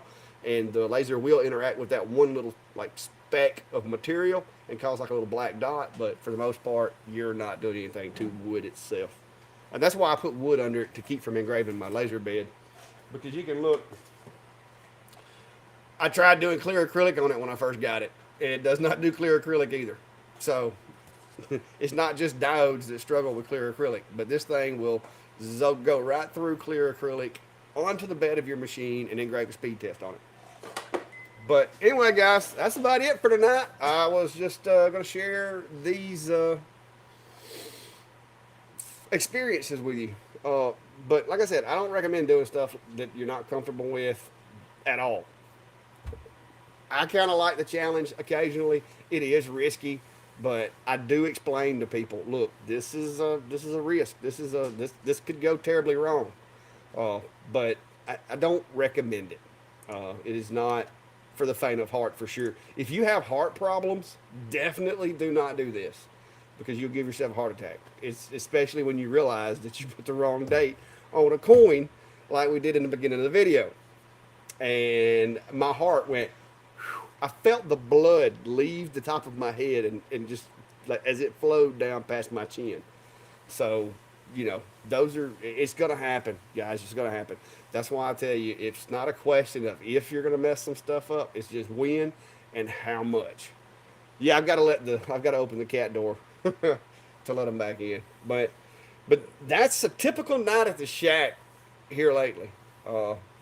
Yeah, Hobo. Yeah, you got to burn to learn. Yeah, if you're not running your lasers, like if you're not burning something on the laser, you're not going to learn anything. And I mean, unless you're watching my YouTube videos and just soaking it all in, then you might learn some stuff. But the best lessons are just get in there and do it. Like I said, that's why I keep a lot of saw blades, because if I've got something that's steel that I'm going to be doing, I can use a saw blade. Some of my wrenches have stuff engraved in them, because this is like I need a piece of steel to check some settings. But it's fun. Like I said, this is only a 20 watt, so it's not a really big machine. But if you're gonna get into a Galvo fiber, to be honest with you, this is probably the cheapest one out there. I think it's like $2,000. I think I did put a link in the description on YouTube. So, and that is my Amazon link, guys, of course. Because if you decide you want to buy one, you can use that link, and Amazon will give me a little attaboy, a little pat on the back, a little $1 or $2 for the referral. So I don't remember exactly how much it was, but yeah, this is like I said, it's cheap. But if all you're going to be doing is stuff like we were doing tonight, it does good. Rusty, yes. uh, Longer has reached out to me about this Nano. It is a 12 watt blue diode, and I've tried out some Galvo diodes before, the blue diodes, because guys don't get misconstrued and think just because it's a Galvo, it's a fiber. Okay, the fiber, this, in order to interact with metal, it has to be the 1064 nanometers range, not the 455, which is the blue. That's why this machine you have to wear the green glasses, and the other ones you wear orange. Which I forgot I had my new glasses. I got dual purpose glasses now, and I forgot all about them and didn't wear them. They look much cooler than the green ones. But yeah, you've got to make sure of what the light range of the machine is, because a Galvo can be. You can get CO2 Galvos, you can get blue diode Galvos. I've got one up there in a box that I don't particularly use a lot. My niece is wanting to use it for her church for engraving Bibles. So it may get a home with her. But so don't think just because it's a Galvo design that it's a fiber. See, look, these just look better because these are like really dark orange. But these are actually capable of stopping both 1064 and the blues. No, you're not gonna be doing this with the Nano. It is a blue diode. The laser in the Nano, the beam itself in the Nano is exactly the same as the longer before the blue light. If it shows a blue light, it's not going to mess with metal. So it's one of those things that it's not about the mechanics of how the laser works. It's about the beam itself. Because, like I said, you've got 455, which is blue laser. Then you've got, I don't even know what a CO2 is. It's way up there. Like CO2 is like so far up the spectrum, I don't keep up with it. But that's why CO2 will interact with plexiglass and stuff like that, is because it is not a member of the visible light spectrum. And so what we see as color, it doesn't see. So CO2 can interact with most any material, clear acrylics, wood, like almost anything. This machine is 1064 nanometers, which is the infrared frequency, more or less. Kind of like when you walk out in the sun, you feel the sun hitting you, but you can't see it. Kind of that same effect, because it will interact with materials such as iron, steel, aluminum, any kind of non-organic material the fiber will interact with. So, Mike, I don't know how much of an etch I would call it. You can get a little bit of a layer off of it, but you're not going to go really deep. Uh, I'm not going to say you can't move it a little bit. I have. Now, it usually leads to, because this is me trying to etch. This is me trying to etch stainless steel with a diode. This is what happens. All right, it gets so hot that it buckles. And nowhere on here could I slide my finger and feel a defined edge like you could if you did it with the fiber. So it's a little bit of a different game. You can make stainless steel turn black, like really black, especially with machines like the Algo Alpha, and this little guy here, the MK2. It does a really good job of making the stainless actually turn black or brown. Most machines will do a gray to a copper color on stainless. Thank you, Vince. Vince said CO2 is 10,600 nanometers. That's according to Vince there. Appreciate you there, Vince. I could have asked Echo, but y'all make fun of me. The S1 1064 nanometers, yes, it will do some materials as far as metal. But understand, guys, this is a 20 watt.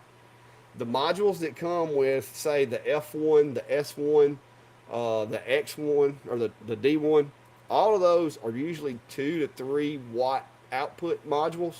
So you got 3 watts as opposed to 20. So you're not going to get the same speeds. But yes, if you want to do like lockets or you want to put somebody's name on the back of their watch that has a stainless steel cover, yes, you could do that. As far as doing something really big, then you're gonna have to have some time on your hands to do it with that 2 or 3 watt output IR module. But if you're doing lockets, dog tags, like I said, names on the back of watches, stuff like that, then yeah, that might be a good option. And I've kind of been curious. I've never tried one of those modules. Maybe one day X-Tool will have an extra one sitting around and I can get to try one out on the S1 and see how it works. But CO2s do a really good job with what I don't know that I can change it to just any old thing. When I set it up, it made me pick from like a couple of different names. But but yeah, the CO2, like I said, it does a really good job on stainless as well. I'm wanting to do some tumblers on it. I did get an email today, a guy wanting to get like 11 tumblers made. So I'm thinking that when I do that job, I may try to set the P2 up and run those on the P2 because I've never done a tumbler on a CO2 machine. I've always used diodes or the fiber like I did last night. Last night I used the fiber on some tumblers because they were real small and they had a coating on them that I wasn't familiar with, and they wanted them actually etched into the tumbler, not just marked. And so I did it on the fiber. That way I could actually etch it down to where when you felt of the tumbler, you could feel the engraving. But yeah, so no NFA etching. Oh, you're talking about the ATF stuff.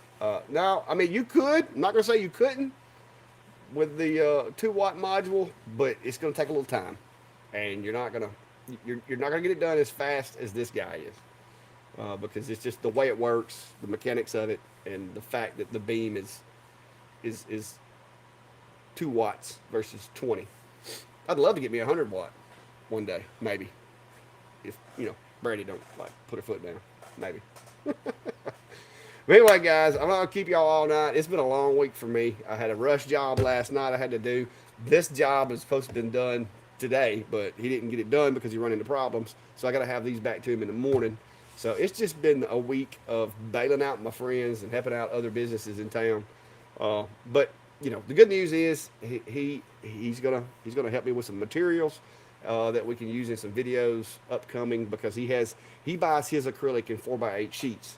So rather than charge for my services, I'm just gonna get myself some clear acrylic or maybe some, I don't know, some type of laser engravable something. Like he had these little things, which I took to do this with, because I told him I don't have any pewter, which I'm pretty sure that's what this is. Which is pewter is kind of a mix of a bunch of different metals that they use a lot in casting. So, but anyway, thanks for stopping by. If you haven't already, hit that subscribe button, and guys, please, if you're not following me on Facebook, please go follow that, please. I mean, it's pathetic. It's at 3,000 people, and it's like pond water. It has not went up hardly any lately. So I'm trying to grow my Facebook page. Those of you that may or may not be in the Georgia area, I'm going to try to create an event later when I get more details and figure out exactly when I'm going to be able to do it. But I will be in Atlanta the 1st of March. I'll be going to Workbench Con over in Atlanta, Georgia. I've already got my reservations, already bought my tickets. So I will be in Atlanta between the 29th and the 2nd or 3rd. So one of those nights, I'm going to try to set something up to where either we can go out to like Buffalo Wild Wings, maybe sit down and have a meal. I don't know. Go hang out in the woodcraft store or something. I'm gonna set something up. It's probably going to have some food involved in it because I'm going to be hungry. But if you're in the area and you want to drop by, it'll be a chance to kind of hang out with me. I'll be away from home, no tools to play with unless I take a laser with me. So it'll be a good opportunity to just sit down and chat. But till next time, guys, y'all be safe. Have a good day, and don't do the stuff that I do. I just try to bring you guys along to let you know that you're not the only one that messes up. Trust me. Brandy knows. I goof up a lot of stuff. Just be willing to pay for it if you do mess it up. That's the big kicker. Or have your buddy's permission that if you messed it up, it's okay. Which I don't know how this one would have been okay, but he said it would be anyway. So till next time, y'all be safe, and Have a good day.